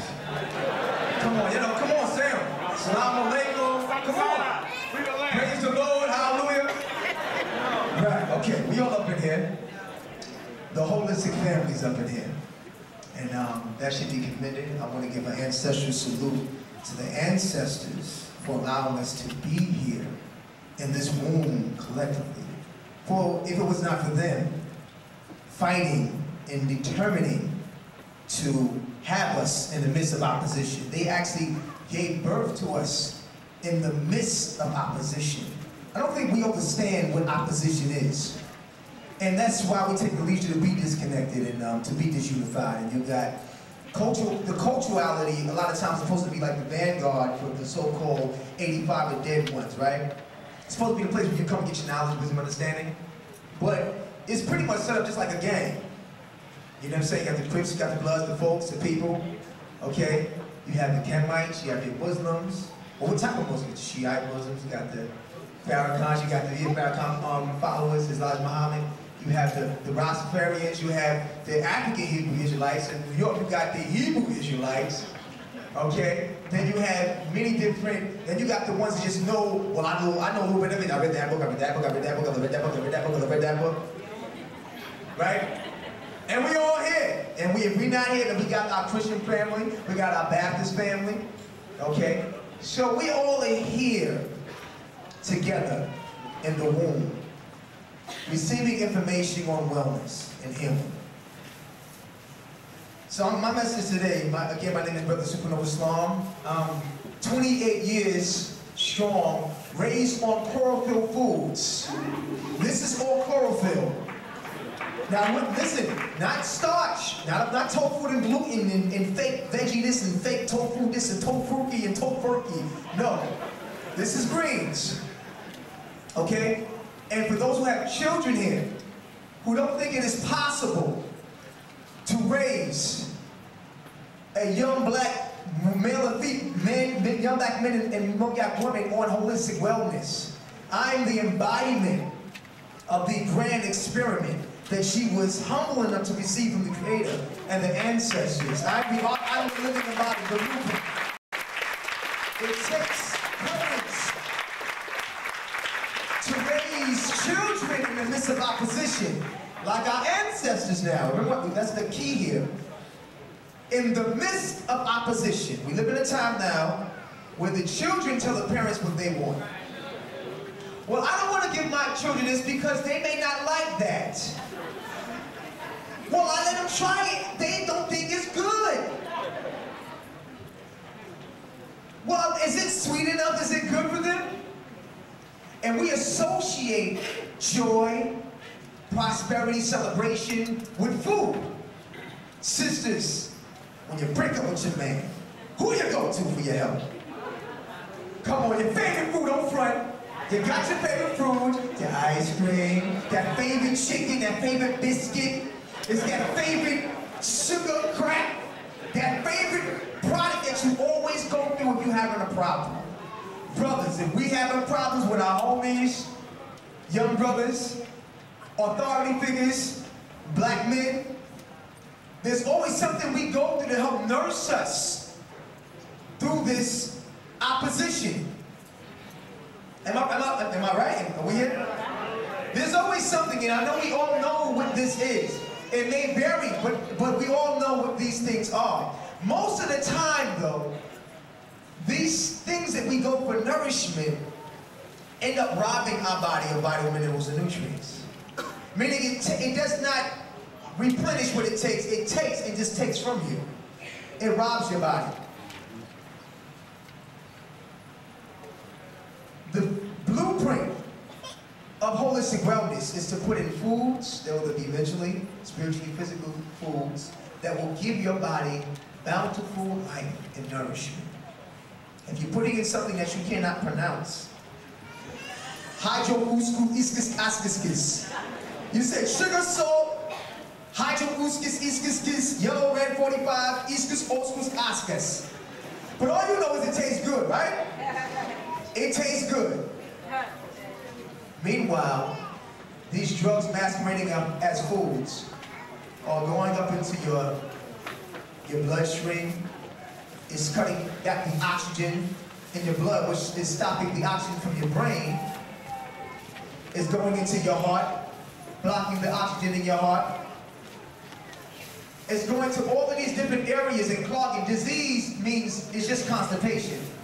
They call it cancer, prostate cancer, breast cancer, arthritis, asthma. These are blockages that are at different placed at different quads of our body, different functions of our body. But it's all disease, it's all blockage. Because if it's here, it's called asthma, right? If it's down here, it's called colon cancer, right? But it's disease. Our body is 70% to 75% water. Naturally, if you put in foods or drug masquerading as foods that lack water in your body, and you build a diet or a culture around these foods, your body becomes a sewer. It becomes a distill of poison. It is blocked. The fruits and vegetables contain water. When you put more fruits and vegetables in your body, it balances with the water that your body is already. A lot of vegetarians are not vegetarians, true vegetarians. They are starchitarians masquerading as vegetarians. I'm going to say it again. A lot of vegetarians are not vegetarians. They are starchitarians masquerading as vegetarians. 70% of their diets are not vegetables. They're coming from a transitional lifestyle, from a lifestyle that was dead flesh, fried foods, and what happens is we get stuck in the alternatives of the meats, cheese, eggs, and ice cream in the health food store. So if you look at a shopping cart, anybody just go to Whole Foods and a lot of these health food stores, it's not vegetables you see, it's packaged goods and foods. Now mind you, I'm not bashing those foods, but understand they're transitional foods. There's some people that come to my mom and say, well, Queen Afua, I've been seeing you for over a year, and I'm still getting sick. I'm still, well, all the stuff you're telling me to do, I still can't breathe. I still, and that's because they are starchitarians. A starchitarian is one that consumes 80 to 95% of starch foods. If you are consuming in your daily consumption anywhere between 70 to 85 to 90% of starches, you cannot be a vegetarian. You are a what? Starchitarian. You are a what? Starchitarian. Real simple, I have to let y'all know this. It's very important. If you are consuming 75 to 95% of vegetables, you would be called what I coin a chlorophyll. Say chlorophyll. Okay, the chlorophyll, you know about the chlorophyll, right? Everybody right here, if you know about what chlorophyll really does. Well, we know a lot of Sergeant Jones in here. The chlorophyll is this. Real quick. They say AIDS is what? An immune deficiency disease? Right? Immune, say it again. Immune what? So that means your immune system is deficient. Real simple, that's all it is. You need foods. Chlorophyll is what gives the plant the green pigmentation. Okay? We can call it liquid melanin. And what it does to the bloodstream, when you consume chlorophyllic foods, wheatgrass, spirulina, suncorella, you're putting oxygen inside your bloodstream. And the oxygen in your bloodstream makes your immune system strong to fight off anything. The reason why we are getting AIDS is because our immune system has long been deficient. Real simple. AIDS is a man-made creation. Orchestrated, designed. It's like, you know, look, Tommy Hilfiger, Carl and I design. They have designers. We're going to design something for these folks. And if you consume chlorophyllic foods and retake back your body, your immune system, you are redesigning your God body. As Brother Malik says, the God mind, your God body, your God mind. Another thing chlorophyll is good for is good for our children getting a lot of greens, because our children are, like the brother mentioned earlier, about 8, 9 years old, died, you know, part 2 diabetes. They're getting diabetes heavy now. And that's because of the sugar, processed white sugar is 1 molecule away from crack cocaine. Did y'all know that? Wow. That's why kids can't concentrate in school. That's why in New York, where I'm from, every morning before they go to when they go to the bodega, they go to the bodega, and they load up, get a brown paper bag, like a lot of junkies, and they got 25 cents, $1, $1.50, and they load up on a 5-cent candy, 10-cent candy, 25-cent candies, and they load up. And when they get to school, they're excited, they're hyped. But by the time second, third period comes, they want to go home. Yep. They can't think because the processed white sugar is cutting the oxygen from their bloodstream. I don't want to take up too much of your time. I know we have other speakers. I just wanted to begin to open your mind to these concepts. We did a film, like my mom mentioned earlier, called Holistic Wellness for the Hip Hop Generation. It's a film with testimonies from Brother Dr. Africa. Anybody heard of Dr. Africa? Yeah. Brother Stick from Prez and his wife, Sister Erica Badu Common, Bimbering and others, and they were giving their testimony. I saw some of the footage earlier today. They were giving their testimonies on how the chlorophyll lifestyle and just the natural lifestyle has inspired them, because we're trying to really work on bringing this message to the hip hop generation. So I want to close with an acapella piece from y'all, and then I want to close with an anthem called Purify, Die, which is really important. But I mean, you just hit you with this acapella before I get to that song. You all like some song and dance. Love goes like the song and dance. We need to advise that vibration too. Listen close.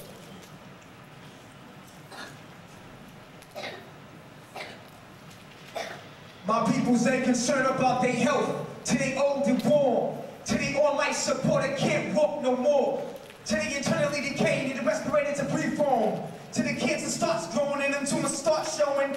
Only when I call it this mission do we stop reminiscing. If I were to take better care of my health, my own hell, I wouldn't live in. But when you're young and wild, hype and fearless, you feel invincible, thug immortal. You drink, drug, and screw, thinking nothing can heal you. Junk foods in the morning, fast foods in the noon. More drinking, more drugging, wild sex in the club. Unprotected in the shadows, in the back with a stranger. Danger, we never seen it coming. We might have sensed the warnings, but we just ignore it till our bodies break down and sickness is in our house. Diseases in my seams, Lord, take this pain out. Doctors, more drugs, I'm trying to numb this feeling now. There's a pain in my chest, just cut it on out. There's a cancer in her breast, just radiate it out, no. Holistic wellness for the hip-hop generation is about prevention, self-medicated healing, all that cutting and radiating will leave your body mutilated. And after the operation, we consume the same things that brought forth disease and our current state of sickness. Holistic wellness for the hip-hop generation. When disease tells death to come, knock at your door. When the doctors gave up, I couldn't help you no more. Disease and of death is pulsing up and closing deep within you. Then you radically shift your diet to organic fruits and vegetables. Disease still within this when you start to cleanse deep. Flushing out your cancer, rushing with them herbal remedies. See, they want to keep us numb with the alcohol and drugs ain't enough, so they drugging up the foods to keep us dumb. Nutricide in our bodies and our mind purified. Holistic rodents for the hip-hop generation. See, I'm calling you MCs and you G's in these streets. Listen up, they put disease in these foods to keep us weak. Drugs to keep us sleep. Liberation's what we need. Chill. Holistic rodents for the hip-hop generation. Chill. Hey.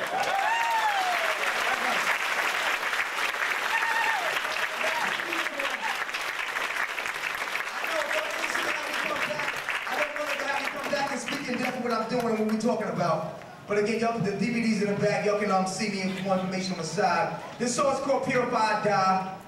I want you to sing the hook with me.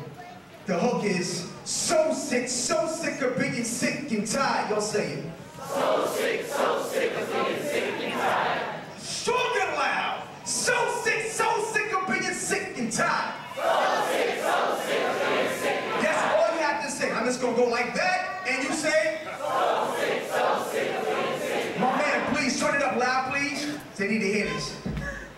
Okay, turn it up on, man. See how quick you can get. Turn it up. Come on, Phoenix, clap me up, homie. Chill, go back in this one time. Chill. Come on, everybody in the room. Just right. Come on. Okay. All right. That's right. I'm so up to the floor from the alcohol. Smoke out on the sherm and I like it raw. Feel the sense in my chest, time to hit the stuff. Got some monkeys for some chicken and some pizza joke.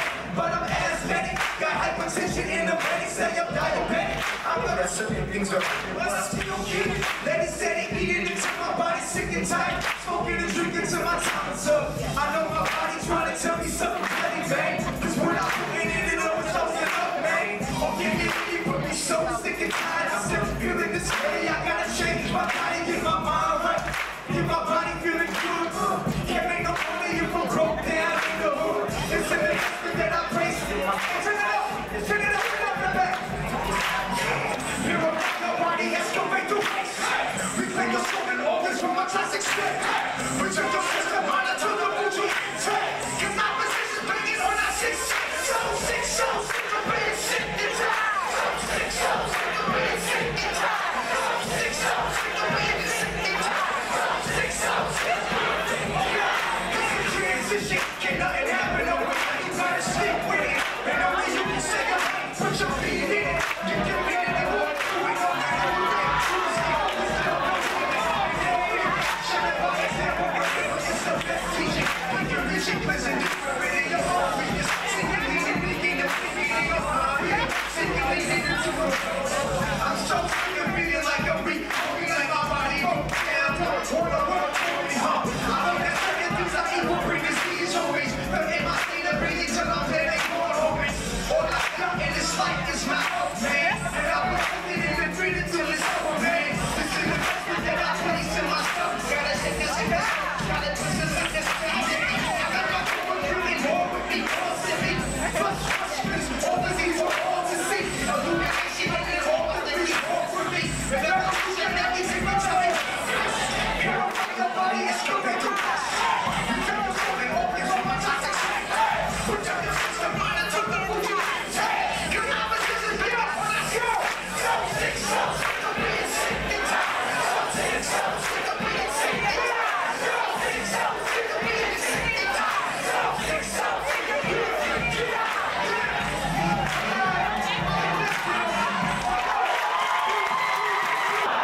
Love to the family, man. Hotel for love.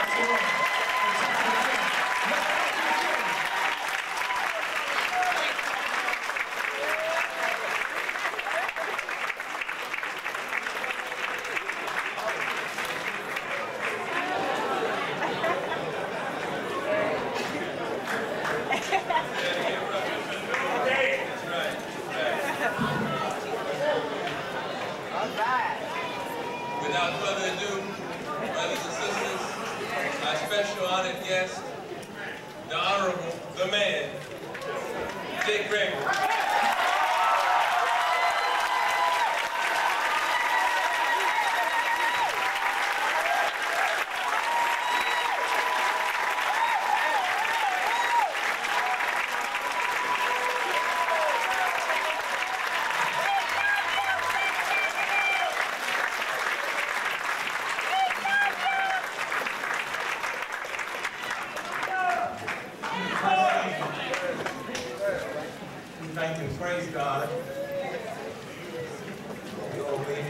safely today.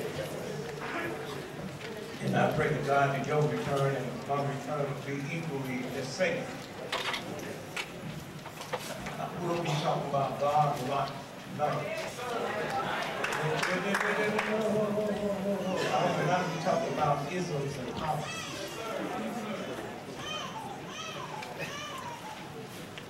See, I've been knowing for a long time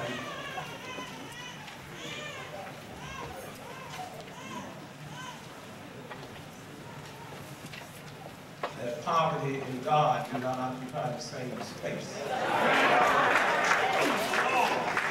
So when you black folks go through together or see poverty, you know God ain't there. Like y'all want all the games you want. We got some kind of crazy crap that we believe that the more suffering you do, you know God. God is not a God of suffering. The God I'm talking about in a billion years plus have never made a mistake and had two sunrises in the same day and two sunsets at the same time. And I sit here and I listen to what these folks tell you and they love you. I never thought I'd live to see the day that I was sitting here. I'm sitting here in a restaurant and right across the street is another restaurant all off. Everlasting life, that brother, he's nowhere in the country where you find a black that has a supermarket health food.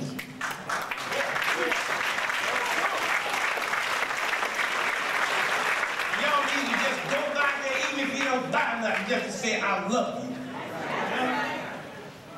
That's what it's about. And I'm looking at these people sit there and tell y'all don't do this and don't do that. I just think I'm gonna sit there and I ain't gonna take it. I'm gonna tell you one, truth do not have to be validated by your ignorance.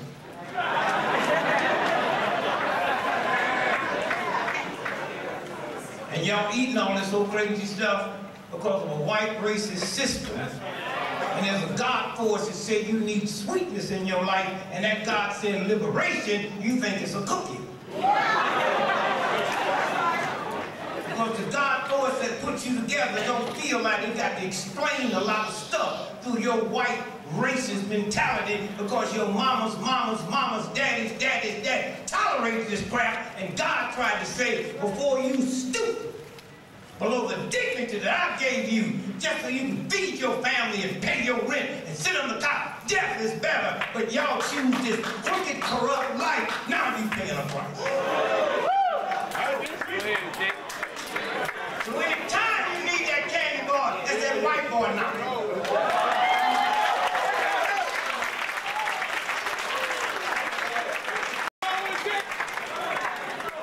Anytime you can be ignorant enough to hear Brother Bill, a beautiful brother. Now, I don't know what this white woman talking about, but I know one thing. That white woman that just accused him, I'm not saying she's right or wrong, but she don't have the power to see to it that that can break on Black History Month and break the day of the president's inauguration when everybody's looking at television. So I'm not worried about what she says she do. Matter of fact, I'm so upset, I'm the only icon out here that ain't got busted. I want somebody to drop it down.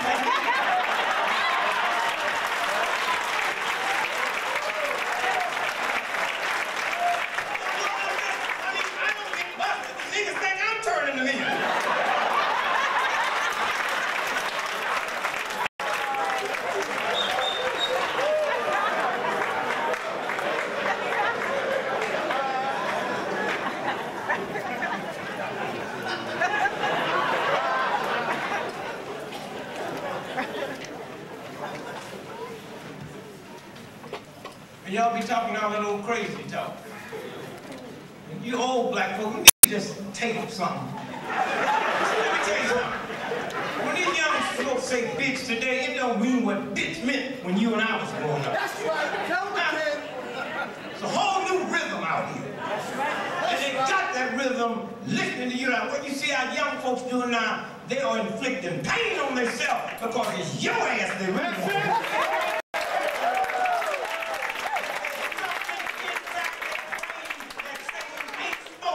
Mom and dad. You the one let these niggas march off the wall when a cop shoots you in the back. This niggas come home for the funeral, then go back to Iraq to kill somebody. You gonna pay.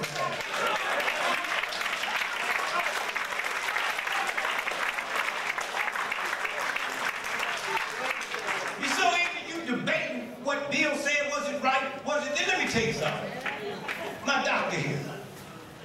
If he gave me a test the other day and found out I got clapped, and he get up here today and yeah, great, you test like you got clapped. What he said was true, he said it at the wrong place.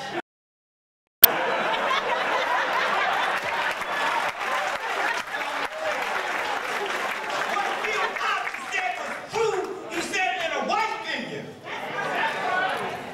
I can slap my old lady on the butt and say, see you later. You can't do that, that's spam.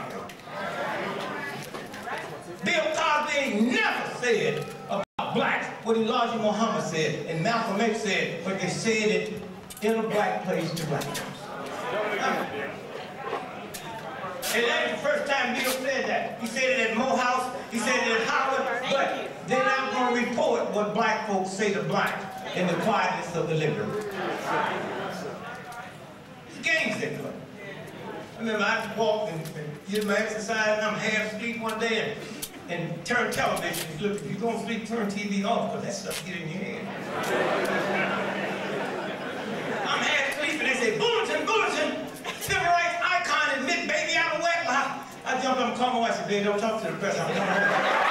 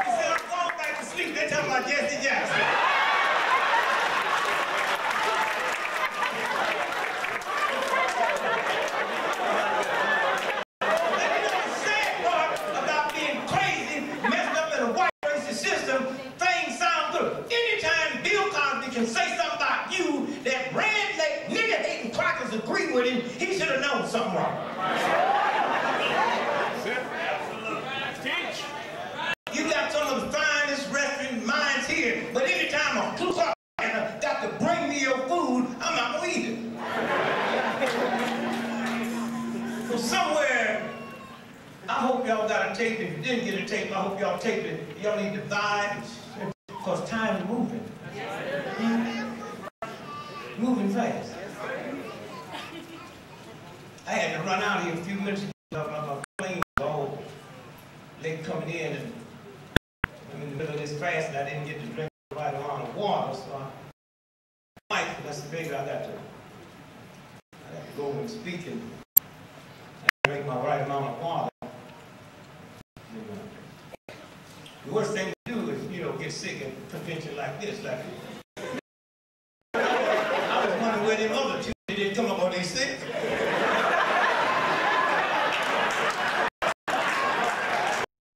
And you check them herbs out, bro. Somebody get up there and say, you've been fasting for 40 years, I've been dead 30 seconds.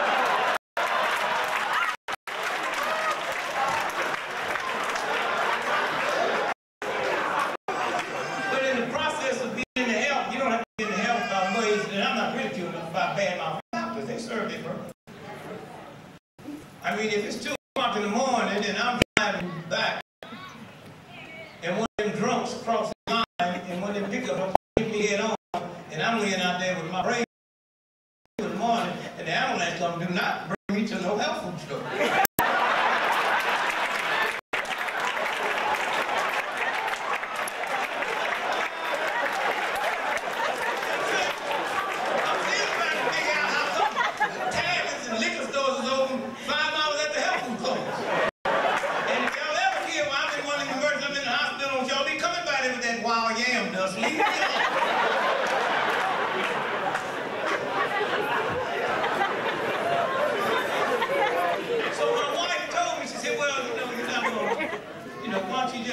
One of your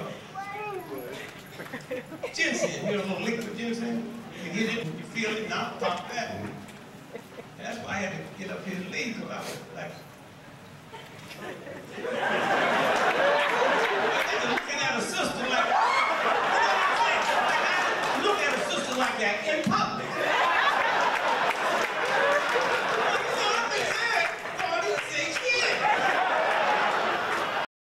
Ain't got nothing to do with it. Okay, I told you when we first got married, nigga, if you ever leave me, I will hurt you. Hurt will keep you home from it.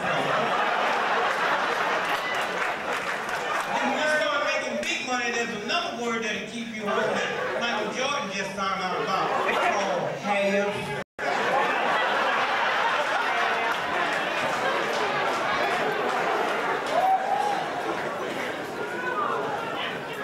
And as old as you like, see, you black folks really got to be responsible because you come from ancestors that's older than white folks. You didn't just get here, you didn't just start with slavery. They want to limit it to that. Huh? I look at all this king mess they talking about. You niggas buying into that. Somebody called me earlier, Mr. Gregory, you know, the king place, the buildings falling in, and they're not taking care of it. I said, well, if I'm thinking right, the Washington Monument was closed for 3.5 years because it was falling in. And that's owned by the government.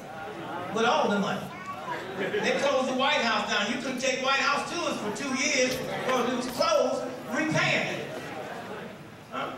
So what is this about? What is one stand for black folks and another stand for white folks? Or just some old bag y'all jump into one way or the other? It's a game they play. If I see a nigga with handcuffs, I can't identify with that nigga. They run up to me and say, what do you think? Another nigga again. I got a cousin, that nigga so dumb, he want to go to jail, but he's so dumb, he don't know you got to commit a crime.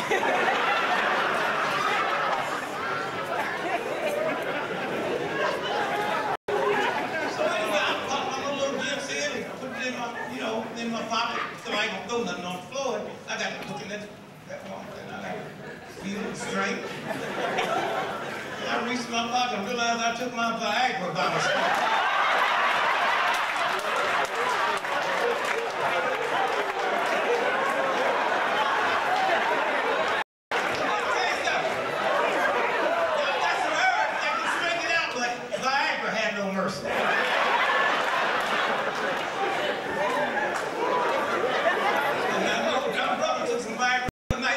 Didn't show up. He in the kitchen looking for the mop. And you youngsters that never use Viagra, you gotta be careful, because you have some drawbacks. Sometimes you can't get that scam at the airport.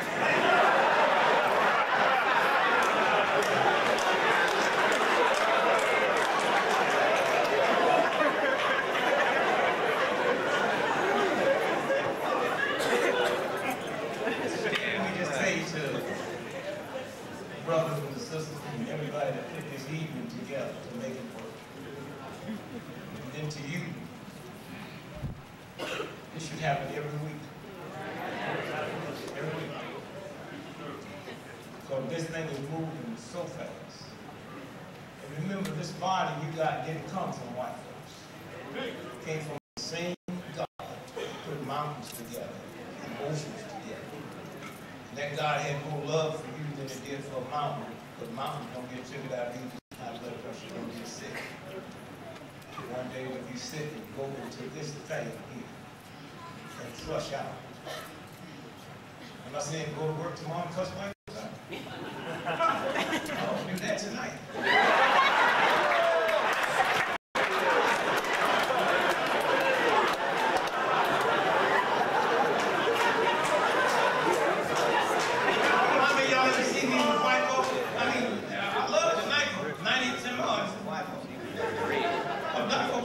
I could take a little break when I come, you know, and I tell white folks, but I know y'all won't tell me. They don't charge y'all what he charge, I tell y'all.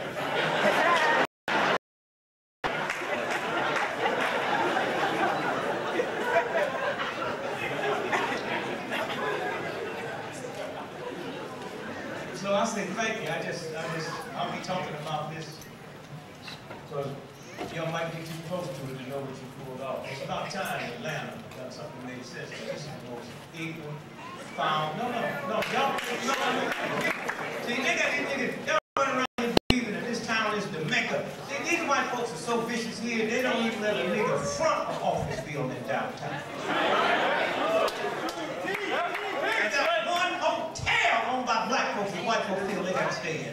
When y'all run around telling folks about this ratty town, you got 100 cops on the police department that live in Chattanooga, Tennessee, that drive 100 miles each way every day to come here and mess with you. And that don't bother you? There's something wrong. And you got to stop learning how to get some kind of enjoyment out of another nigga being the nigga.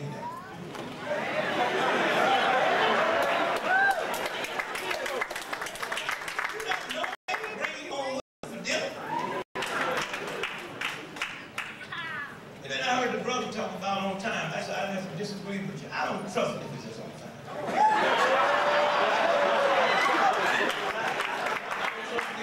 They bills on time.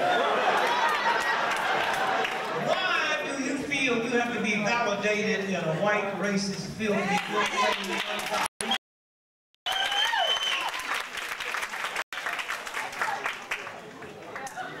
That's the biggest problem I had with my wife when we first got married. She couldn't handle death. I tried to explain to her. See, and God don't occupy the same space. When we gonna face this and rub up? You act like we got something we don't have. And when I get me some money, see, this rub up is not my first priority.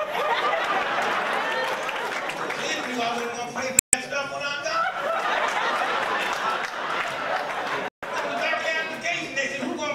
I said, your mama.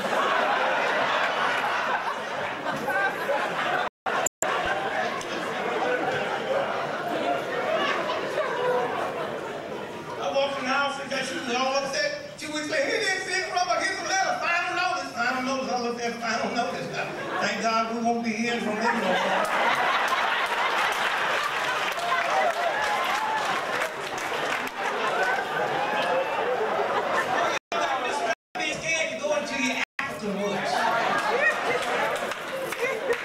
White boy went up and asked you a question and said, just stop. You know, y'all always think y'all like to answer white boy.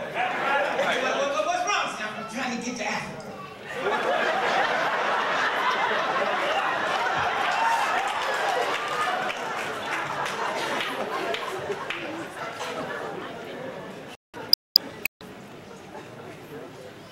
Dumb brother called me, he was big time with Enron, all kind of money. Enron busting white folks going to jail. He lost his home, can't get a loan, wife didn't let him, children didn't let him. He called me the other day, "I'd like to repossess my car, what must I do?" Don't park in front of the house.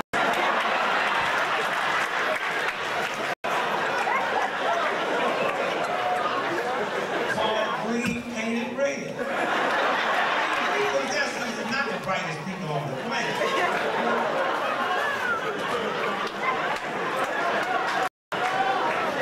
And y'all, the bill collectors call you and y'all panic. Like I did. Did I get this stuff that they talking about? Yes.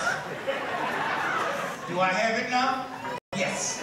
Then you go to the phone. Yeah, this nigga. But you want to tell the children. Tell them I ain't here. If you tell a child a lie, then why you tell a lie to you? Right before you hear this big Gregory was wrong. Now, they've been trained that you're going to sit down. So when you say you're there, they run to the manual. What do you say when they say you came back and said, that's not you.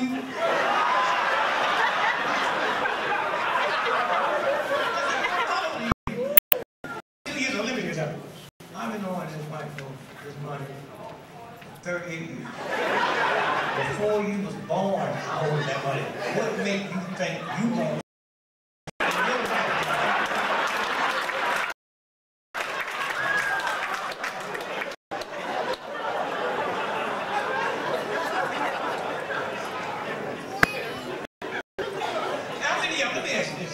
How many of you all is is aware of the fact that 61% of those bill collectors that call y'all are prison inmates. Yeah. And they pay them 31 cents an hour. Yeah. I had a triple serial killer call me the other day. And it embarrassed me because I'm late paying the English office. I said, you come get the money.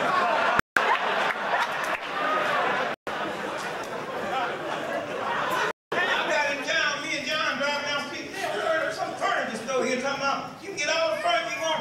You have to make your first payment till 08. I don't even know what I'm going to be in the way. I was leaving at 8 in the morning. I'm getting me a U-Haul and I'm going ahead.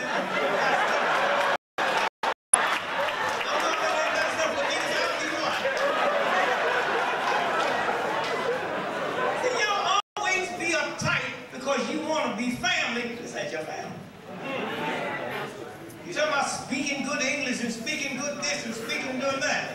That don't get you no job.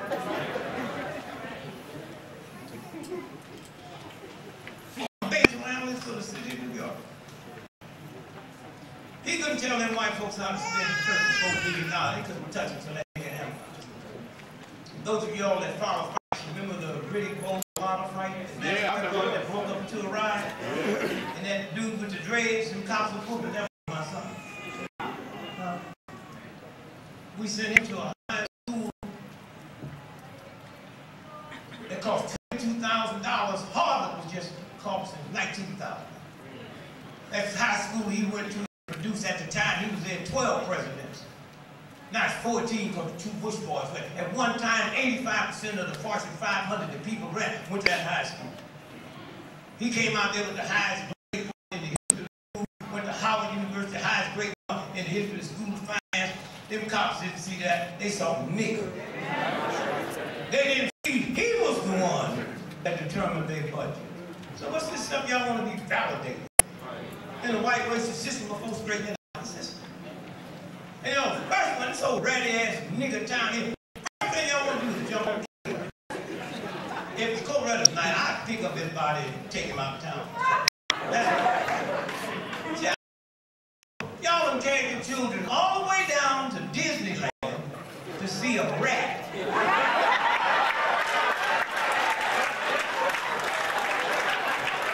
have to go around the corner to see King's grave, and if it wasn't for him, he wouldn't be welcome at Disneyland. It was that movement, this man, his death, that fixed it so you can go to Disneyland.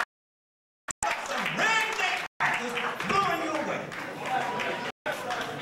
So how can anybody respect you knowing who you are? Look at Condoleezza Rice. She thinks she don't ever make the mistake to believe we just produce Condoleezza or Copeland. Go back and ask Abraham Lincoln's spirit how close he was to certain black folks. Ask Eleanor Roosevelt, our sister Bethune. They went up. It's a game thing. It was the King and his movement, the NAACP, the Urban League, the Malcolm, the Elijahs, that created an atmosphere that white folks could hire them type of niggas without being running from white. So they can bring in a Colin Powell now. And if you stupid enough, we just produce one. If you stupid enough to believe was the first to play with white folk, you'll vote. So this is where this thing is moving. We didn't get these positions, and the did not become ambassadors to UN. Folks hard. We worked for that. People died for that. And so somewhere when you stop and think about this thing is moving. How fast this thing is. And we owe a debt. You don't have to pay no debt. You think you owe it to white folks. Keep on. That's why you never get all the pills you want. Eat all that until you cure this thing out and learn forgiveness. All them organic apples you eat there.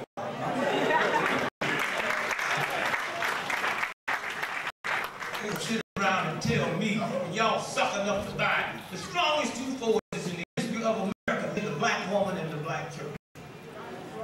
Now y'all make them nigga preachers if you want to. But they make my bride stop hurting her and they don't give her no deals. I'd rather see Grandma hooked to that church than a tavern. At least whatever y'all think the church is doing to it ain't messing with our living. It don't make her want to go home and get your mom.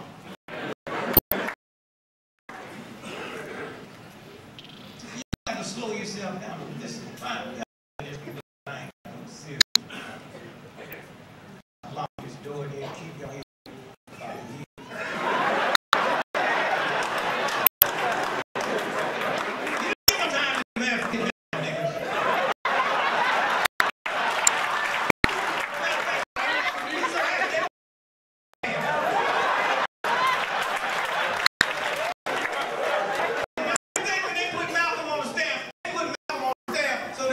Way to lick mouth.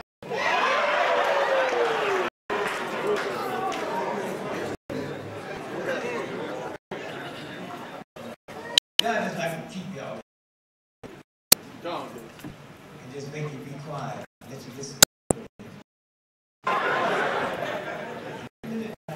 Very careful.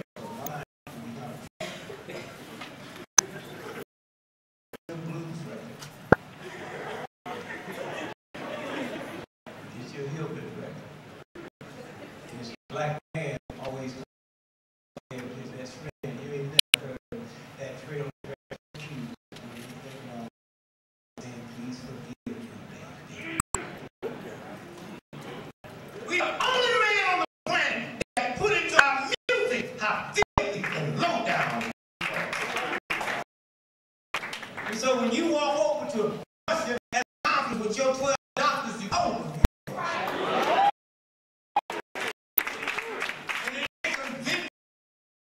That prostitution is a black. I'm all over the world. 98% of the prostitutes on this planet around the world are white women. And you know what's wrong with that? White folks, men and women, less than 7% of the world. So who the hoe?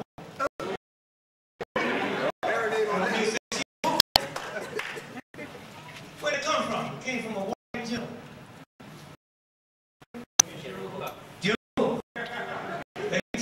With his white horse, he went around with slaves. All the hook that comes from that white horse with his white horse and grab some nigga and see him as you. White sister called a nigga shining shoes doctor in y'all town. You don't have to be me. I came down.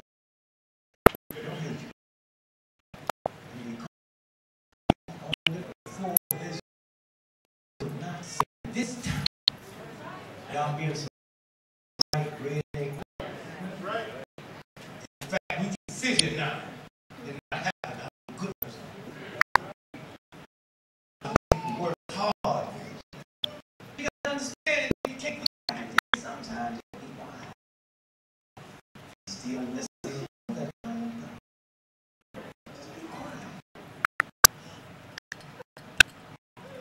We gotta look at now doubt Jesus. You wonder how he can be over there what he is. But the level of his life is Englishman. And they don't say about it. They kill Christ, he'll air you. That's about it.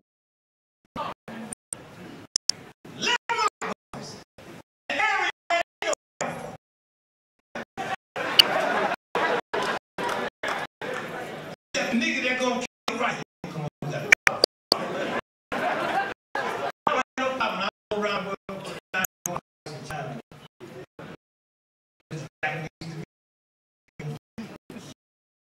He look Brazil. You come here to America and walk in the bus office and look, and Jesus Christ is right. And you wonder why people treat you the way they treat you.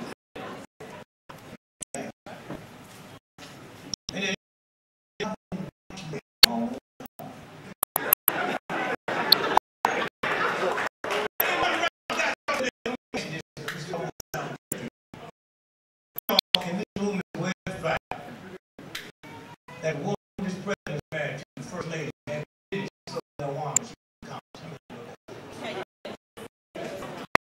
How many of you know try to go over there? Murder, no.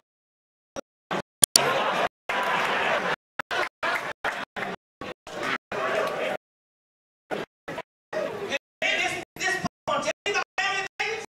And y'all sucking up the phone?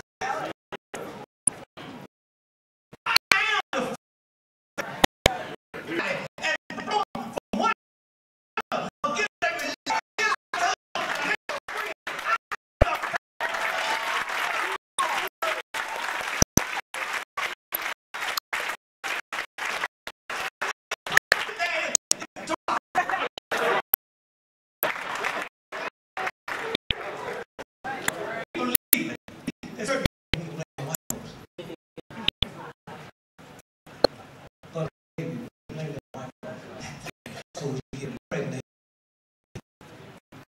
what's supposed to be there, what's happening to fix that?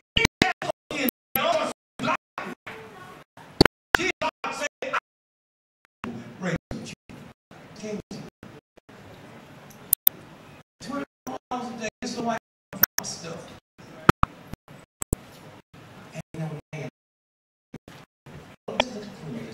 This white woman. Chinese. Now this thing, I say, oh, let me bring me the whole club.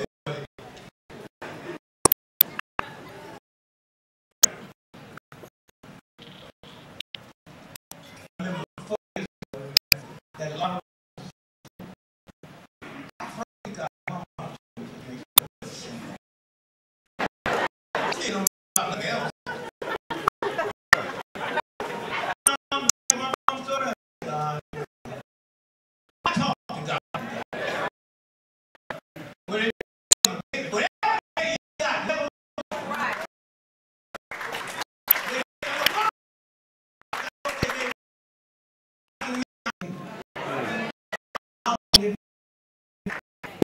Looking for how long to sell